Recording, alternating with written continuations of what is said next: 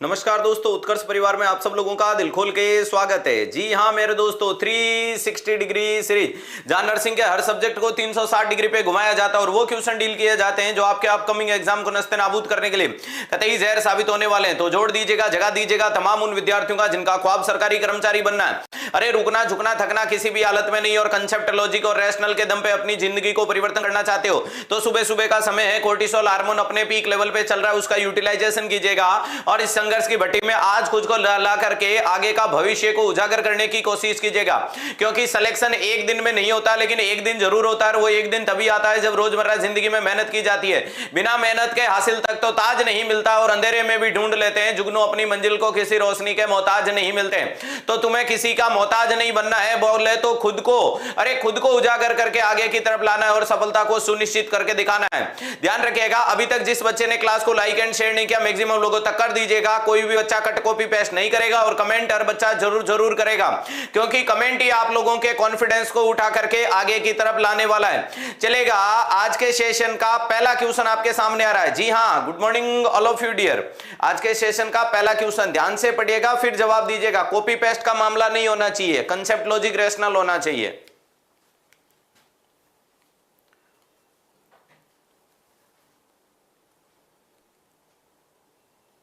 कौन से बैच से अपडेट नहीं आ रहा है? सब अपडेट आ जाएंगे, चिंता मत करो।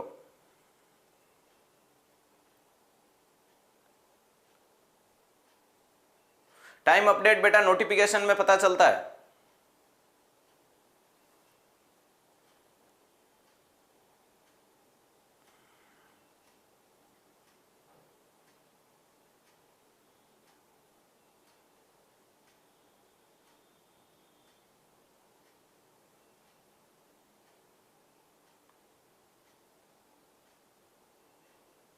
सबका साथ सबका विकास, सबका जवाब भी आ रहा है।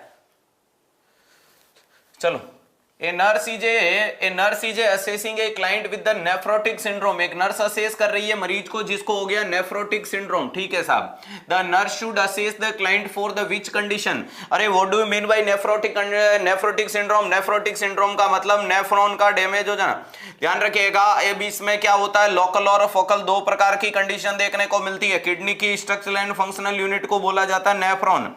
किडनी की स्ट्रक्चरल एंड फंक्शनल यूनिट को क्या बोला जाता है? नेफ्रॉन के नाम से जाना जाता है। और नेफ्रॉन में पाए गए जो पोर्स होते हैं वो पोर्स के डैमेज हो जाने के कारण मरीज के अंदर क्या देखने को मिलेगा सर? प्रोटीन यूरिया देखने को मिलता है और एल्बुमिन का लेवल कम हो जाता है। प्रोटीन यूरिया देखने को मिलता है और एल्बुमिन का लेवल क्या हो जाता है? कम हो जाता है। ये आपकी क्या है?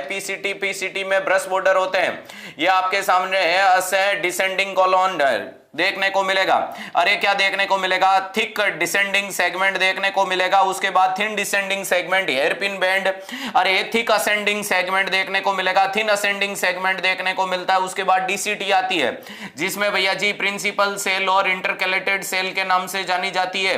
हाइड्रोजन को एक्सक्रीट करना और भैया जी एडीएच को जनरेट करना। उसके बाद में ये आपकी सीटी बोले तो कलेक्टिंग डक्ट आती है। ये आपकी किडनी की आन बान शान जिसे नेफ्रॉन के नाम से जाना जाता है। किडनी की आन बान शान जिसे किसके नाम से जाना जाता है? नेफ्रॉन के नाम से जाना जाता है।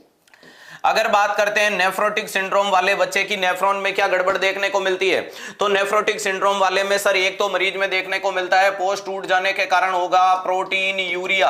अरे क्या देखने को मिलता है? प्रोटीन यूरिया, प्रोटीन निकलेगा। उसके बाद एल्बुमिन बाहर निकल जाएगा तो मरीज में होगा हाइपो।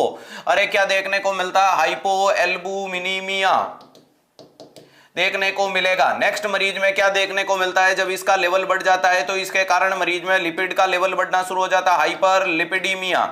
अरे क्या देखने को मिलता है? हाइपरलिपिडीमिया। वेरी इंपॉर्टेंट चीज क्या देखने को मिलती है? प्रोटीन यूरिया, हाइपोएल्बुमिनीमिया और हाइपरलिपिडीमिया। ये सारी की सारी कंडीशन कहां देखने को मिलती है? इंपॉर्टेंट चीज है। प्रोटीन यूरिया, हाइपोएल्बुमिनीमिया और हाइपरलिपिडीमिया वाली सारी की सारी चीजें यहां देखने को मिलती है। और इसके कारण मरीज के अंदर किडनी में ये डैमेज हो गया और जब मरीज में एल्बुमिन का लेवल घट जाता है, आप सब लोगों को पता होगा कि हमारे शरीर में एक शब्द होता है जिसे बोला जाता है ऑन्कोटिक प्रेशर। एक चीज होता है जिसे बोला जाता है ऑन्कोटिक प्रेशर या जिसे आप ऑस्मोटिक प्रेशर बोल सकते हो। जी हाँ, जो कितना देखने को मिलता है सर? ये 32 32 mm ऑफ Hg देखने को मिलता है। अरे कितना होता है, 32 mm ऑफ Hg होता है। लेकिन इस ऑन्कोटिक प्रेशर को मेंटेन करने में सर्वाधिक जो चीज निकल के आती है वो आती है एल्बुमिन, या इसके अंदर आप बोल सकते हो प्लाज्मा। प्लाज्मा प्रोटीन कौन आती है, प्लाज्मा प्रोटीन रेस्पॉन्सिबल होती है। और प्लाज्मा प्रोटीन प्यारे दोस्तों कितना मेंटेन करती है, 28 mm ऑफ Hg मेंटेन करती है। और इस 28 में से 22 mm ऑफ Hg अकेली कौन मेंटेन करेगी, एल्बुमिन मेंटेन करती है। अरे कौन मेंटेन करती है, अकेली एल्बुमिन रेस्पॉन्सिबल होती है आपकी 22 mm ऑफ Hg के लिए। 22 mm ऑफ Hg के लिए अकेली कौन रेस्पॉन्सिबल देखने को मिलती है, तो ध्यान रखिएगा ये वाली चीज। अब चलेगा, अरे पढ़ लो 2 अक्टूबर 3 अक्टूबर चिंता मत करो। आज भारत के राष्ट्रपिता महात्मा गांधी जयंती है, ध्यान रखिएगा। इसके लिए आप सबको क्या सीखना है बापू से, कि शांति बना के रखनी है। क्लियर है, ध्यान रखिएगा। शांति में क्रांति होनी चाहिए, यानी ज्यादा उछल कूद ना करें और अपने काम की तरफ विश्वास करते हुए आगे चलें। और nothing is possible in life, ध्यान रखिएगा, इंपॉर्टेंट चीज है। तो ऑन्कोटिक प्रेशर का मतलब समझ में आ गया। जैसे कि ये कोई वेसल्स है, इस वेसल्स में एक थपेड़ा लगता है वेसल्स के अंदर बहने वाले फ्लूइड के अंदर। अरे एक थपेड़ा यहां आपको क्या देखने को मिलता है सर, वेसल्स के अंदर की दीवारों पे लगेगा। वेसल्स की अंदर की दीवारों पे एक प्रेशर क्रिएट होगा प्यारे दोस्तों, होगा या नहीं होगा, ऑफ कोर्स देखने को मिलेगा। अरे ऑफ कोर्स ये एक प्रेशर यहां देखने को मिलता है। नेक्स्ट दूसरा प्रेशर क्या देखने को मिलता है, ये तो बाहर से हो गया। और वहीं से, अरे वहीं पे प्यारे दोस्तों ध्यान रखिएगा, ये तो अंदर से हो गया और ये अब बाहर से चल रहा है। ये बोल रहा है कि हम भी प्रेशर क्रिएट करेंगे, हम भी बाहर निकलेंगे। तो ये दो प्रकार के प्रेशर अपनी वेसल्स के ऊपर मेंटेन रहते हैं। अंदर वाला कहलाता है हाइड्रोस्टेटिक और बाहर वाला क्या कहलाता है, ऑस्मोटिक वाली कंडीशन। हाइड्रोस्टेटिक का मतलब क्या देखने को मिलता है, हाँ हम प्रेजेंट फ्यूचर का भी ध्यान रखते हैं, चिंता मत करो। सर की राइटिंग बहुत अच्छी है, बहुत बढ़िया, थैंक यू सो मच, क्या बात है, सब कुछ मल्टी टैलेंटेड। 360 के कहने का मतलब ही क्या रह गया। ध्यान रखिएगा, यहां दो प्रकार के प्रेशर लिख ले कि अंदर वाला बोल रहा है बाहर निकल जाऊंगा, बाहर वाला बोल रहा है निकलने नहीं दूंगा। अंदर वाला कहलाता है हाइड्रोस्टेटिक प्रेशर और बाहर वाला कहलाता है ऑन्कोटिक प्रेशर। जब दोनों का लेवल बराबर मेंटेन रहता है तो मरीज में एडिमा नहीं होता है। और जब मरीज में ऑन्कोटिक प्रेशर घट जाता है, और ऑन्कोटिक प्रेशर क्यों घट गया, कि ऑन्कोटिक प्रेशर को मेंटेन करने वाली सबसे बड़ी चीज का नाम है एल्बुमिन। और जब मरीज में एल्बुमिन का लेवल घट गया तो इसके अंदर नेक्स्ट कंपोनेंट लिख सकते हो, इस मरीज में देखने को मिलता है एडिमा। अरे क्या देखने को मिलता है, एडिमा। और वो व्यक्ति जिसके शरीर में एडिमा होता है तो स्वलन और एडिमा भी कैसा होगा, एनासार्का देखने को मिलता है। इस मरीज में एडिमा कैसा देखने को मिलता है, तो आपका जवाब आना चाहिए एनासार्का। क्या देखने को मिलता है, एनासार्का, यानी जिसे आप जनरलाइज एडिमा बोल सकते हो। क्या बोल सकते हो, जनरलाइज्ड एडिमा बोल सकते हो। जनरलाइज एडिमा वाली चीज देखने को मिलती है जिसे अपन एनासार्का के नाम से जानते हैं प्यारे मित्रों। अब इसके अंदर मरीज के अंदर इलाज के लिए कौन सी दवाई देनी चाहिए, तो हमें इलाज के लिए, हाँ बहुत बढ़िया, उत्कर्ष क्रिकेट लीग हो चुका कल समापन। आज पढ़ाई के ऊपर फोकस करते हैं। जिंदगी में हर चीज जरूरी है, खेलना जरूरी है, स्पोर्ट्स रखना जरूरी है, जिंदगी को जीना जरूरी है, लेकिन हंसते मुस्कुराते जीने की कोशिश कीजिएगा। जिंदगी में कोई भी गम नहीं होना चाहिए और बिल्कुल कोई भी कम नहीं होना चाहिए। ध्यान रखिएगा, इंपॉर्टेंट चीज क्या देखने को मिलती है, इस मरीज के लिए इलाज के लिए कौन सी दवाई दोगे, तो ध्यान रखिएगा स्टेरॉइड दिया जाता है, वेरी इंपॉर्टेंट चीज है। और स्टेरॉइड में भी कौन सा स्टेरॉइड, तो कोर्टिको स्टेरॉइड नाम की दवाई दी जाती है, वेरी इंपॉर्टेंट चीज है। अरे कोर्टिको स्टेरॉइड दिया जाता है कौन से मरीज को, जिस मरीज को क्या देखने को मिल रहा है, नेफ्रोटिक सिंड्रोम। अरे नेफ्रोटिक सिंड्रोम वाले मरीज को दी जाने वाली दवाई का नाम क्या देखने को मिलता है, नेफ्रोटिक सिंड्रोम वाले मरीज को दी जाने वाली दवाई का नाम क्या देखने को मिलेगा ये। और मॉनिटर की जाने वाली अति महत्वपूर्ण चीज का नाम क्या देखने को मिलता है, यूरिन आउटपुट। तो ध्यान रखिएगा, साथ साथ में क्या मेंटेन करना है, ऑलवेज मॉनिटर, अरे ऑलवेज मॉनिटर यूरिन आउटपुट। हमेशा क्या मॉनिटर करना है, यूरिन आउटपुट को मॉनिटर करना है। अरे क्या मॉनिटर करना है, यूरिन आउटपुट को मॉनिटर करना है, वेरी इंपॉर्टेंट चीज है। तो यहां वेट लॉस होगा क्या सर, वाटर रिटेंशन के कारण वेट हाई होगा। अरे ध्यान रखिएगा, क्या देखने को मिलता है, तो याद रखिएगा हाई और ड्यू टू रिटेंशन। अरे ड्यू टू रिटेंशन, शरीर में पानी रुक जाने के कारण क्या होगा, वजन बढ़ेगा। इंक्रीज सीरम एल्बुमिन, एल्बुमिन बढ़ता तो पानी क्यों रुकता, ध्यान रखिएगा, उड़ा दीजिएगा, एल्बुमिन डिक्रीज मिलेगा। हिमेचूरिया होगा बेटा, हिमेचूरिया ग्लोमेरुलोनेफ्राइटिस में होता है, न कि नेफ्रोटिक सिंड्रोम में होता है। ध्यान रखिएगा, यहां कहां देखने को मिलता है, ग्लोमेरुलोनेफ्राइटिस। ग्लोमेरुलोनेफ्राइटिस में होता है, यहां उड़ा दीजिएगा। इसमें मैसिव प्रोटीन यूरिया का मतलब बहुत ज्यादा प्रोटीन निकलेगी, और प्रोटीन ही तो क्या है, प्लाज्मा प्रोटीन है। और जब आपके शरीर से प्लाज्मा प्रोटीन निकल गई तो मामला गड़बड़ा गया। समझ में आई मेरी बात? ले चलूं नेक्स्ट मुलाकात, ये लीजिएगा। आंकड़ा अटकना नहीं चाहिए प्यारे विद्यार्थियों। अभी तक जिस बच्चे ने क्लास को लाइक एंड शेयर नहीं किया, मैक्सिमम लोगों तक कर दीजिएगा। टुकर टुकर ना देखें। वो कहते हैं ना, जमीन पे बैठ के क्या आसमान को देखता है, परों को खोल जमाना उड़ान देखता है।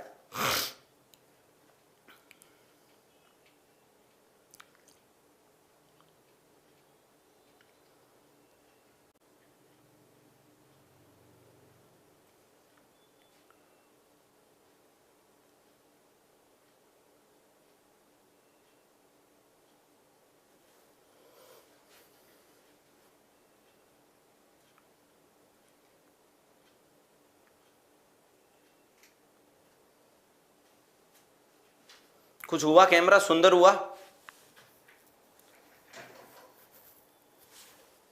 सी जवाब आ रहा है सबका।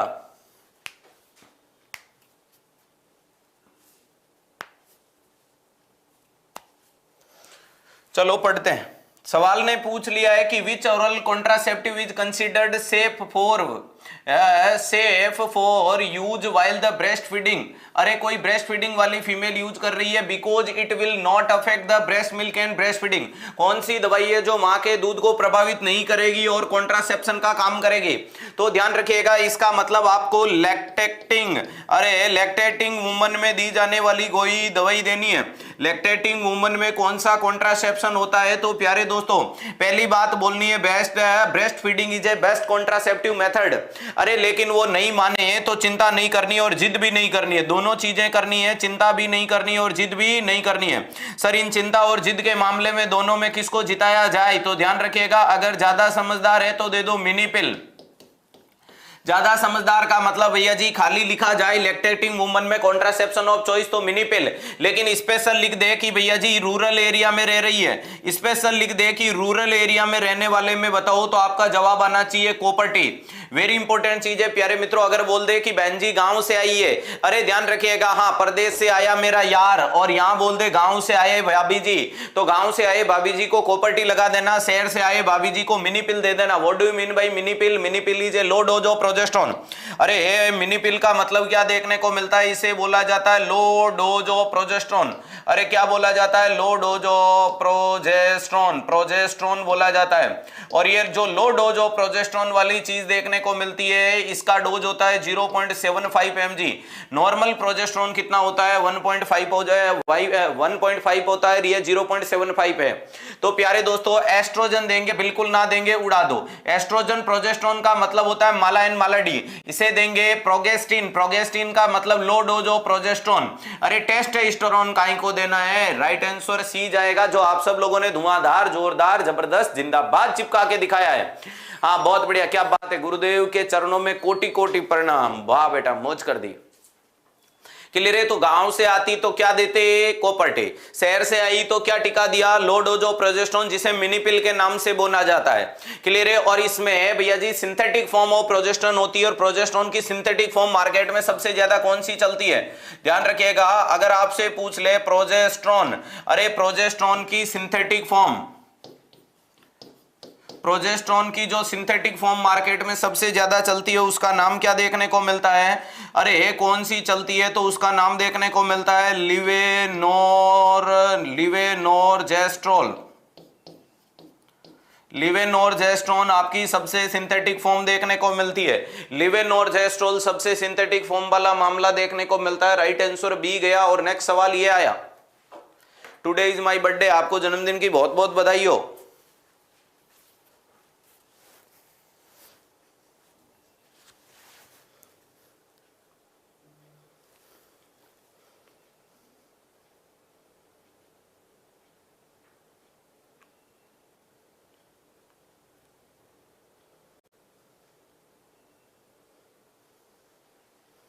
ज्यादातर ये आती है, बाकी तो डीजे गेस्ट्रोल वगैरह आती है।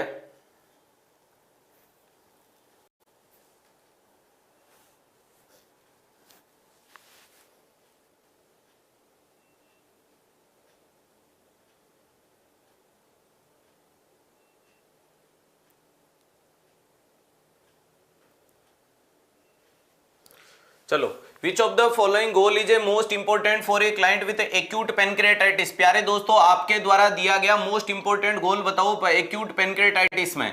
आपसे किसका कारण पूछा है? पेनक्रियाटाइटिस का पूछा है। किसका कारण पूछा है? पेनक्रियाटाइटिस। अरे पेनक्रियाटाइटिस का मतलब होता है इन्फ्लामेशन ऑफ पेनक्रियाज, और इन्फ्लामेशन ऑफ पेनक्रियाज या क्रोनिक पेनक्रियाज में be convert into pancreatic carcinoma. आपका अगर यहां पर आप पूछोगे कि कारण या रिस्क फैक्टर क्या क्या निकल सकते हैं, तो आपके जवाब में क्या देखने को मिलता है? तो पेनक्रियाटिक इंजरी देखने को मिल सकता है। अरे क्या देखने को मिल सकता है? इंजरी देखने को मिल सकता है। दूसरे नंबर पे अल्कोहल हो सकता है। अरे पेनक्रियाटिक अल्कोहल देखने को मिलता है। नेक्स्ट इंपॉर्टेंट चीज क्या देखने को मिलती है? पेनक्रियाटिक इंजरी हो गई, पेनक्रियाटिक अरे मरीज के द्वारा लिया गया अल्कोहल हो गया। इसके बाद में क्या देखने को मिल सकती है? तो ध्यान रखिएगा, हाई फैट डाइट। अरे क्या देखने को मिल सकती है? फैट कैसी ले रहे हो? हाई फैट डाइट ले रहे हो। ये सारी चीजें आपके अंदर इस चीज को बढ़ा देती है, पेनक्रियाटिक इन्फ्लामेशन को बढ़ा देती है। वेरी इंपॉर्टेंट चीज है। और पेनक्रियाटिक इन्फ्लामेशन या पेनक्रियाज आप लोगों ने देखा होगा, ऐसा होता है पेनक्रियाज। वाह, बहुत अच्छे से बन गया, जुगाड़ हो जाएगा अपना इस पेनक्रियाज के सारे, चिंता करने की बिल्कुल बात नहीं है। और इस पेनक्रियाज में अब बनेगी सुनहरी। अरे ये क्या बनेगी? पेनक्रियाज आपकी एक्सोक्राइन और एंडोक्राइन ग्लैंड है। अरे पेनक्रियाज आपकी एक्सोक्राइन और एंडोक्राइन ग्लैंड का दोनों का काम करता है। वेरी इंपॉर्टेंट चीज है। ध्यान से ध्यान से ध्यान से बड़े बढ़िया शब्दों में इसको छाप के लीजिएगा कि pancreas is endocrine and exocrine. 99% तो क्या है? एक्सोक्राइन है। और भैया जी 1% क्या देखने को मिलती है? एंडोक्राइन। और एंडोक्राइन से एंडोक्राइन वाले पोर्शन की मेन सेल का नाम होता है कि क्या? एंडोक्राइन का मतलब ही होता है डक्टलेस। और बाकी बना दी मैंने सारी डक्ट, ये बन गई डक्टलेस। तो प्यारे दोस्त, अगर इस चीज की भावनाओं को तुम समझोगे तो ये तुम्हारे सामने क्या देखने को मिलती है? ग्रीन कलर के डॉट मार्क क्या है? सर ये एक्सोक्राइन ग्लैंड की डक्ट नजर आ रही है। अरे ये एक्सोक्राइन ग्लैंड की क्या नजर आ रही है तुम लोगों को? डक्ट। नजर ने नजर को नजर भर देखा तो नजर को नजर भी नजर आने लगी। और नजरों को भांपने की कोशिश करोगे तो नजर से ही नजरें न हटने लगेगी। ध्यान रखिएगा। अरे ध्यान से इस चीज को देखने की कोशिश करें कि कौन सी चीज कहां आ सकती है या किस प्रकार से जा सकती है। अब मैं इस पोर्शन में आपके चीजों के टुकड़े करूं तो ये पेनक्रियाज का क्या कहलाता है? अरे ये आपके पेनक्रियाज का क्या देखने को मिलता है? हेड ऑफ द पेनक्रियाज है। ये क्या देखने को मिलता है? हेड ऑफ द पेनक्रियाज देखने को मिलता है। ये क्या देखने को मिलती है? पेनक्रियाज की बॉडी। और लास्ट में पेनक्रियाज की क्या देखने को मिलती है प्यारे दोस्तों? टेल देखने को मिलती है। वेरी इंपॉर्टेंट चीज है कि टेल वाले पोर्शन में मैक्सिमम पाई जाने वाली सेल का नाम क्या देखने को मिलता है? तो लिख सकते हो आइसलैंड। आइसलैंड ऑफ लेगरहेंस क्या देखने को मिल सकती है? आइसलैंड ऑफ लेगरहेंस, जिसमें अल्फा सेल होती है, बीटा सेल होती है, डेल्टा सेल होती है, एफ सेल होती है। अल्फा सोमेटोस्टेटिन बनाती है, बीटा इंसुलिन बनाती है। ये क्या बनाएगी? सोमेटोस्टेटिन या चलेगा। अरे ध्यान रखिएगा, अल्फा बना देगी ग्लूकागोन। भाई वापस कर लेना रे। अरे यहाँ क्या देखने को मिलता है? ग्लूकोगोन देखने को मिलता है, यहाँ इंसुलिन देखने को मिलता है। अरे यहाँ सोमेटोस्टेटिन देखने को मिलता है। और ये पेनक्रियाटिक पॉलीपेप्टाइड पीपी जूस बना लेगी। वेरी इंपॉर्टेंट चीज है, ये देखने को मिलती है। अगर अपन बोले कि पेनक्रियाज की 99% तो क्या देखने को मिलती है, तो लिख लीजिएगा एक्सोक्राइन होती है। और एक्सोक्राइन की स्ट्रक्चरल एंड फंक्शनल यूनिट का नाम होता है एसिनार सेल। कौन सी सेल होती है? एसिनार सेल बहुत ज्यादा फेमस है, ध्यान रखिएगा, पूरे पेनक्रियाज में। वहीं पे 1% कौन होती है? तो आपको पता है आइसलैंड ऑफ लेगरहेंस नाम की सेल होती है। पूरे शरीर का एकमात्र हार्मोन इंसुलिन ही है जो हमारे ब्लड ग्लूकोज लेवल को डाउन करता है, बाकी सब बढ़ाते हैं। ग्लूकागोन, इंसुलिन, सोमेटोस्टेटिन और एफ सेल। बहुत बढ़िया, शानदार, जोरदार, जबरदस्त, जिंदाबाद। नेक्स्ट एग्जामिनर आपसे पूछ सकता है मोस्ट कॉमन टाइप ऑफ या most common site of pancreatic carcinoma क्या होता है? तो हेड ऑफ पेनक्रियाज होगा। चलेगा। मोस्ट कॉमन आपका कार्सिनोमा कहां देखने को मिल सकता है? तो प्यारे दोस्तों कार्सिनोमा, अरे मोस्ट कॉमन आपको कार्सिनोमा वाली स्ट्रक्चर कहां डेवलप हो सकती है? तो आपका सीधा सीधा जवाब आना चाहिए कि हेड ऑफ पेनक्रियाज में। अरे कहां हो सकता है कार्सिनोमा डेवलप? तो आपका जवाब आना चाहिए हेड ऑफ पेनक्रियाज में। ये क्या डेवलप हो गया? अरे ये क्या डेवलप हो गया? ये आपका कैंसर डेवलप हो गया। वेरी इंपॉर्टेंट चीज है। और अगर आपसे पूछे लीस्ट प्रोग्नोसिस का कोई कैंसर बताओ, तो भी आपका जवाब क्या आना चाहिए? हेड ऑफ पेनक्रियाज आना चाहिए। अरे हेड ऑफ पेनक्रियाज आना चाहिए। तो इसके अंदर लिख लीजिएगा मोस्ट कॉमन हेड के लिए क्या लिखोगे, most common site of pancreatic carcinoma. और अगर आपसे पूछ ले लीस्ट प्रोग्नोसिस,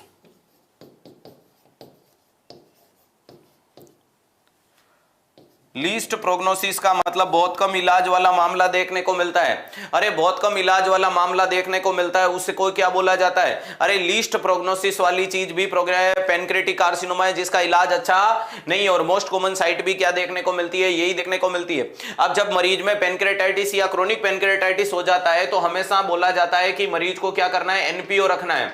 एनपीओ रखने से क्या होगा, डिक्रीज, इससे क्या देखने को मिलता है, डिक्रीज स्टिमुलेशन, अरे decrease stimulation to pancreas, stimulation to pancreas, pancreas या पेनक्रिएटिक जूस, या जिसे क्या बोल सकते हो, पेनक्रिएटिक जूस। वेरी इंपॉर्टेंट चीज है, पेनक्रिएटिक जूस का स्टिमुलेशन कम करोगे या इसके लिए कई बार मरीज को क्या करना पड़ता है, एनपीओ से नहीं होता है तो एनजी ट्यूब लगाई जाती है, नेजोगैस्ट्रिक ट्यूब लगा करके उसमें क्या किया जाता है, लो इंटरमीडिएट सक्शनिंग की जाती है। क्या की जाती है, लो इंटरमीडिएट सक्शनिंग की जाती है। वेरी इंपॉर्टेंट चीज है कि मरीज में हल्का हल्का सक्शन करते रहो, हल्का हल्का, जी हाँ, ये हल्की हल्की बूंदे या ये जो हल्का हल्का सुरूर है, ये तेरी नजर का कसूर है। वेरी इंपॉर्टेंट चीज है। अब एग्जामिनर आपसे पूछता है कि पेनक्रिएटाइटिस के मरीज में क्या होता है, हाइपरकैल्सीमिया या हाइपोकैल्सीमिया, कमेंट करके बता दो। नेक्स्ट इंपॉर्टेंट चीज है, लो इंटरमीडिएट सक्शनिंग के कारण मरीज में क्या देखने को मिलता है, तो फ्लूइड एंड इलेक्ट्रोलाइट लॉस रहता है। अरे मरीज में क्या देखने को मिलता है, फ्लूइड एंड इलेक्ट्रोलाइट क्या देखने को मिलता है, डिस्टर्ब देखने को मिलता है। वेरी इंपॉर्टेंट चीज है। मुझे जल्दी से कमेंट करके बताओ कि पेनक्रिएटाइटिस में हाइपरकैल्सीमिया या हाइपोकैल्सीमिया।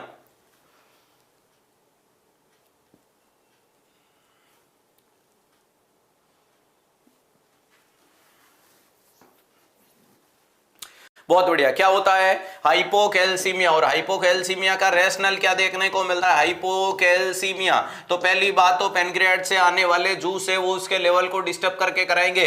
दूसरा, पेनक्रियाज की सेल टूटेगी तो फॉस्फेट का लेवल बढ़ेगा, और जब फॉस्फेट का लेवल बढ़ेगा तो मरीज के अंदर किसका लेवल घट जाएगा, अरे जब फॉस्फेट का लेवल बढ़ेगा तो उसके कारण किसका लेवल घट जाएगा, कैल्शियम का लेवल घट जाता है। वेरी वेरी वेरी इंपॉर्टेंट चीज है, तो याद रखिएगा ये सारी चीज। नेक्स्ट आपको मैंने एक जांच पढ़ाई थी, प्यारा लाडला लाडला प्यारा। अरे ध्यान रखिएगा, जैसे कि जांच पढ़ी थी अपन ने प्यारे दोस्तों, अरे एसजीओटी नाम पढ़ा था, एसजीपीटी पढ़ा था, एसजीओटी एसजीपीटी, जिसे अपन ने बोला था एएसटी और इसे बोला था एएलटी। इसके अलावा प्यारे दोस्तों अपन ने नाम बोला था सीरम एमाइलेज और सीरम लाइपेज। वेरी इंपॉर्टेंट चीज है, सीरम एमाइलेज और सीरम लाइपेज वाला मामला क्या देखने को मिलता है, सीरम एमाइलेज और सीरम लाइपेज वाला मामला देखने को मिलता है। सही बात है। अब मैंने आपको बोला था कि जब भी मरीज में पूछ लेता है लीवर के लिए डायग्नोसिस, अरे लीवर डिसऑर्डर या लीवर सिरोसिस के लिए कौन सी बढ़िया जांच होती है, या इधर मैंने बोला था आपको पेनक्रिएटाइटिस में बेस्ट कौन सी जांच देखने को मिलती है। तो ध्यान रखिएगा, उसके लिए आपको जो लाडला है वही प्यारा है और जो प्यारा है वही लाडला है। वेरी इंपॉर्टेंट चीज है। इस प्रकार से आपको चीजें याद करनी है, इस प्रकार से आपको चीजों को जज करना है कि PLLP क्लियर है। ध्यान रखिएगा, ये सारी की सारी चीजें इस प्रकार से देखने को मिलती है। तो एसजीओटी एएसटी कहलाती है, एसजीपीटी एएलटी कहलाती है, लिवर डिसऑर्डर लिवर सिरोसिस में होती है, सीरम एमाइलेज पेनक्रिएटाइटिस में होता है, और सीरम लाइपेज वाला लेवल भी इसके अंदर चेक किया जाता है। चिंता करने वाले चिंतामणि चिंता करते रह जाएंगे और मेरे गूगल स्टूडेंट मैदान जीत के दिखाएंगे। तो तूफानों से आंख मिलाओ, सैलाबों बरकरार करो, मल्लाहों का चक्कर छोड़ो, तिरकर दरिया पार करो। तो दरिया पार करना है, रुकना नहीं है। तो यहां क्या प्रायोरिटी को दिया जाएगा, पहला लास्ट बोल दिया, the client maintain an normal liver function, the client limit alcohol intake to 2 to 3 drink per week, 2 से 3 पैक हफ्ते में पीने। दूसरा बोल दिया, the client resin normal pattern of bowel movement और रिपोर्ट ए मिनिमम पेन। तो प्यारे दोस्तों, लिवर का फंक्शन नॉर्मल कैसे हो सकता है, जब बीमारी आएगी तो लिवर का मामला गड़बड़ाएगा। अल्कोहल हफ्ते में नहीं, बूंद भी नहीं पीना, मर जाओगे वरना। अरे रिजिमेन ने नॉर्मल बोवल पैटर्न कैसे हो सकता है, तो एकमात्र ऑप्शन मैच खा गया कि दर्द हो रहा है। पेनक्रेटिक पेन कहां देखने को मिलता है? तो राइट अपर क्वाड्रेंट में देखने को मिलता है, मिड पॉइंट से लेकर के पीछे की फ्लैंक रीजन में डाइवर्ट होता है। तो कई बार एग्जामिनर एक फोटो बना के पूछ लेता है कि जैसे कि मान लीजिएगा ये इस प्रकार का पैटर्न एग्जामिनर के द्वारा दिखाना बहुत फेमस है। अरे याद रखिएगा, ये एग्जामिनर का ऐसा पैटर्न आपको दिखाना बहुत ज्यादा फेमस देखने को मिलता है, वेरी इंपॉर्टेंट चीज है। ये मरीज मैंने आपके सामने बना दिया और एक सेम टू सेम मामला इस प्रकार से बना दिया प्यारे दोस्तों, सेम टू सेम मामला मैंने आपके सामने फिर से बना दिया। अरे ये मरीज का इंटीरियर पोर्शन आपको नजर आ रहा है, वेरी इंपॉर्टेंट चीज है, और ये मरीज का पोस्टीरियर पोर्शन नजर आ रहा है। क्लियर है? अब आपको एग्जामिनर दिखाता है ग्रीन डॉट मार्क प्यारे दोस्तों। अरे ग्रीन डॉट मार्क दिखाता है कि एक मरीज है जिसको यहां दर्द हो रहा है और एक मरीज है जो इस मरीज को यहां दर्द हो रहा है। ये कौन सा दर्द है? तो ध्यान रखिएगा, ये दोनों पेनक्रेटाइटिस का दर्द है।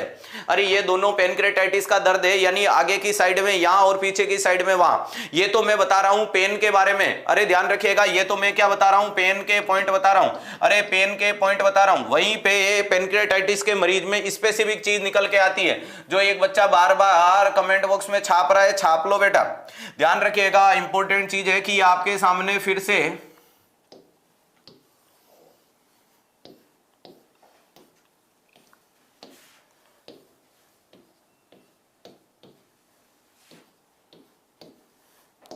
चलो, अगर एग्जामिनर तुम्हें पूछे कि जैसे कि ये अम्लाइकस थी और अम्लाइकस के आसपास में, अरे चलो अम्लाइकस के आसपास में आपको क्या देखने को मिलेगा प्यारे Munna?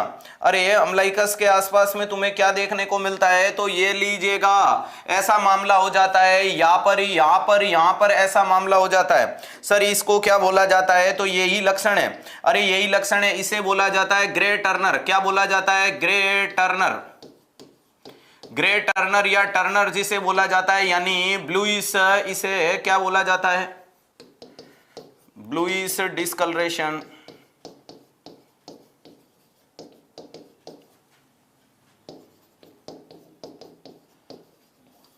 Flank region, flank region के अंदर ब्लूइश डिस्कलरेशन देखने को मिल रहा है और यहां इसे बोला जाता है कूलन साइन। इसे क्या बोला जाता है? Cullen sign. और कूलन साइन का मतलब क्या देखने को मिलता है? तो लिख सकते हो ब्लूइश डिस्कलरेशन, ब्लूइश डिस्कलरेशन।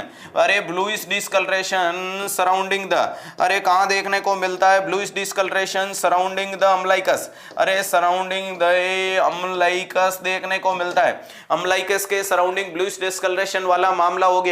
तो कूलन हो गया, ग्रे टर्नर हो गया, ये याद रखिएगा पेन के पॉइंट हो गए, राइट आंसर ए चला गया।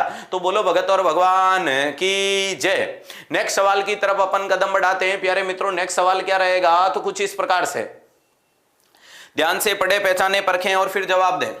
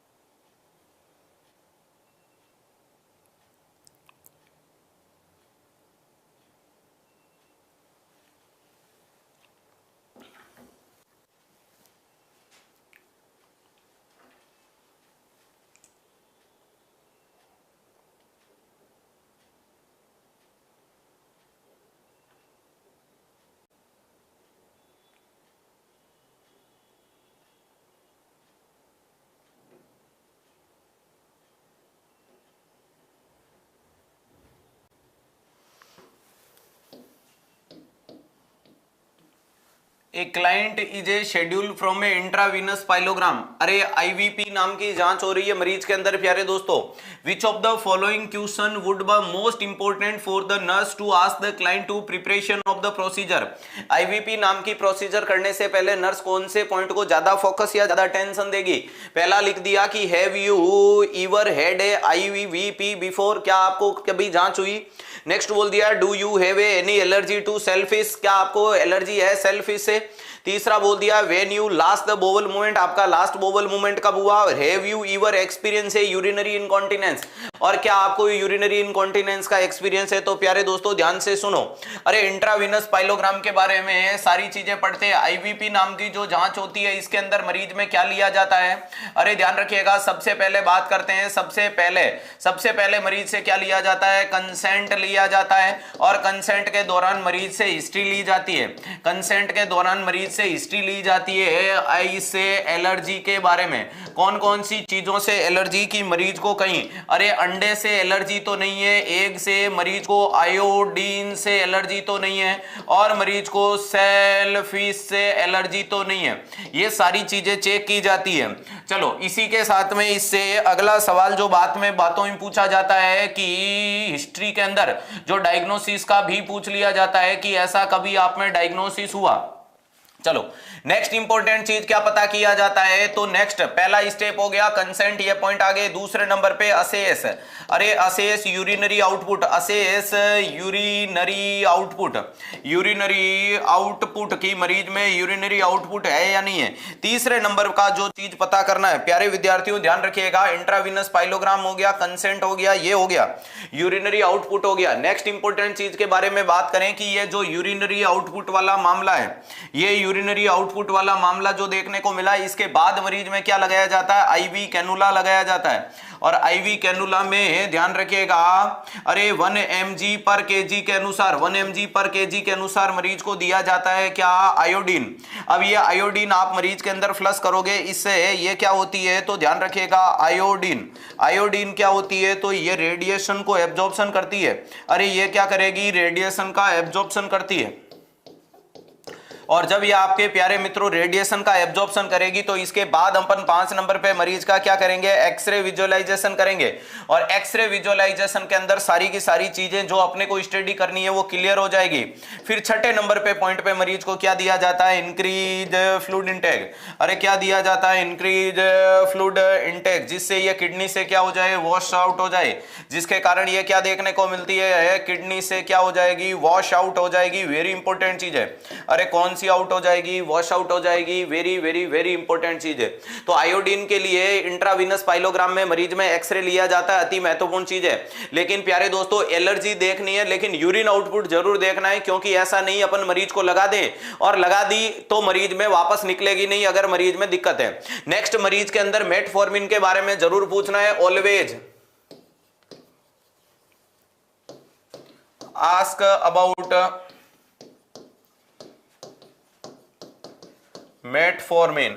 अरे मेटफॉर्मिन नाम की दवाई के बारे में जरूर पूछना है। ई पेशेंट टेकन, अगर मेटफॉर्मिन मरीज ले रहा है, अरे ध्यान रखिएगा इफ टेकन, अगर मरीज लेता है इफ टेक, तो उसको क्या कर दो? स्टॉप कर दो। स्टॉप कब कर देना है प्यारे दोस्तों? तो ध्यान रखिएगा बिफोर 48 आवर्स बंद कर दो उसको। अरे 24 से 48 घंटे पहले उसको बंद कर दो। एंड रीस्टार्ट और restart after the 48 hours procedure. अरे प्रोसीजर से ध्यान रखिएगा, प्रोसीजर से 48 घंटे बाद स्टार्ट वापस करनी है, लेकिन ध्यान रखिएगा स्टॉप करनी है। और यहां लिख लेना नॉट स्टॉप। अगर आपने स्टॉप नहीं की तो वो मरीज में मेटाबॉलिक एसिडोसिस करवा देगी। क्या करवा देगी? मेटाबॉलिक एसिडोसिस करवा देगी। मेटाबॉलिक एसिडोसिस करवा देगी। वेरी इंपॉर्टेंट चीज है, क्लियर है? ध्यान रखिएगा। और मेटाबॉलिक एसिडोसिस हो गया तो इसको ट्रीट करने के लिए मरीज को क्या करना पड़ेगा? Increase fluid intake. मरीज में इंक्रीज फ्लूइड इंटेक। और क्या दोगे? Acetylcysteine. ध्यान रखिएगा, वेरी इंपॉर्टेंट चीज है। एन-एसिटाइलसिस्टीन काम में लेते हैं, क्या काम में लेंगे? एन-एसिटाइलसिस्टीन। वेरी इंपॉर्टेंट चीज है कि मेटफॉर्मिन अगर कोई मरीज ले रहा है तो ऐसे प्रोसीजर करने से 24 से 48 घंटे पहले बंद कर दो। बंद कर दी तो वापस से प्रोसीजर क्या है, 24 से 48 घंटे बाद वापस शुरू कर देना। लेकिन अगर आप बंद नहीं कर पाओगे, स्टॉप नॉट या नॉट स्टॉप, अगर आपने बंद नहीं की तो मरीज में हो जाएगा मेटाबॉलिक एसिडोसिस, और उस एसिडोसिस को ठीक करने के लिए मरीज को ज्यादा पानी और उसके साथ में N-acetylcysteine, that is also antidote of acetaminophen या पैरासीटामोल, उससे एसिटामिनोफेन या पीसीएम का जो एंटीडोट है वो दिया जाता है। वेरी इंपॉर्टेंट चीज है ये, आपको सारी की सारी चीजें पता करनी है और उसके बाद जांच करनी है। तो लास्ट बोलता है every experience of urinary incontinence, तो ऐसी जांच में यूरिनरी इनकॉन्टिनेंस का कोई मतलब नहीं है। इंट्रावीनस पाइलोग्राम, पाइलोग्राम का मतलब ये किडनी के पाइलोरस पोर्शन को देखना चाहती है। जब अपन पूरी की पूरी किडनी को ड्रॉ करेंगे तो प्यारे दोस्तों इस किडनी में आपको पता है कि ये क्या देखने को मिलते हैं, किडनी में पिरामिड देखने को मिलते हैं। अरे ये किडनी में क्या देखने को मिलते हैं, पिरामिड। यहां से माइनर कैलिक्स और मेजर कैलिक्स वाला मामला आता है। अरे यहां से माइनर कैलिक्स और मेजर कैलिक्स वाला मामला देखने को मिलता है। ये वाला जो पोर्शन होता है that is called pylorus portion. इस वाले पोर्शन को क्या बोला जाता है? पाइलोरस पोर्शन बोला जाता है। वेरी इंपॉर्टेंट चीज है, क्लियर है? ध्यान रखिएगा। आपके इस सवाल के जवाब तीसरा क्या बोल रहा है? When you last bowel movement, कोई मतलब नहीं है। और पहले जांच कराई, पहले मरीजों को इतना नाम याद नहीं रहता है तो जांच ना पूछे, सीधा पूछे क्या आपको भाई साहब भाभी जी अंडे से आयोडीन से एलर्जी है? एक एलर्जी तो वो होती है कि ओए राम मुझे पसंद नहीं है, मुझे जेलेसी है, वो वाली एलर्जी नहीं, ये वाली एलर्जी पूछना है कि क्या एलर्जी का मतलब आप उसके कांटेक्ट में आने से क्या आपके किसी भी वाइटल ऑर्गन में कोई चेंजेज होता है, that is called allergy. Clear है? ध्यान रखिएगा। शौक बेटा कई बार पढ़ा रखा है, बेटा रोज पढ़ा करें। क्लियर है? हर एक क्लास में बराबर जुड़े और फिर जवाब दें।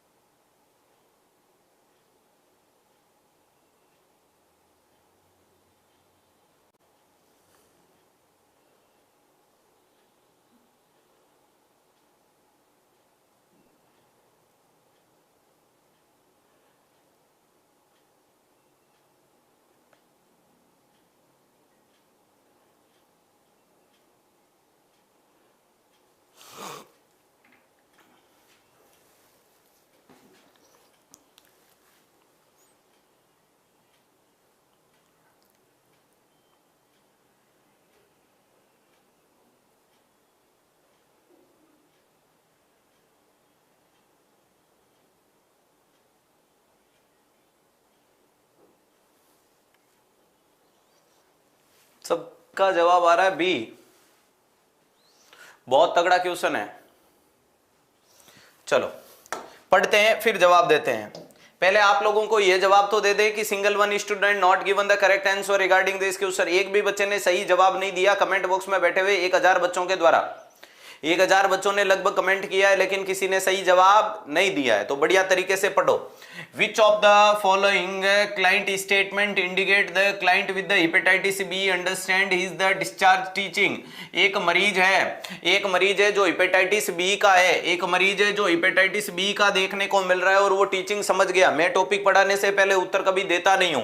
बात कर लेता हूं प्यारे दोस्तों। हेपेटाइटिस का मतलब होता है इन्फ्लामेशन ऑफ लीवर, और हेपेटाइटिस मार्केट में बहुत आते हैं, A B C D E. सबसे पहले अपन अपने ज्ञान की बात को पढ़ने की कोशिश करते हैं कि आपके हेपेटाइटिस ए होता है, बी होता है, सी होता है, डी होता है, ई होता है।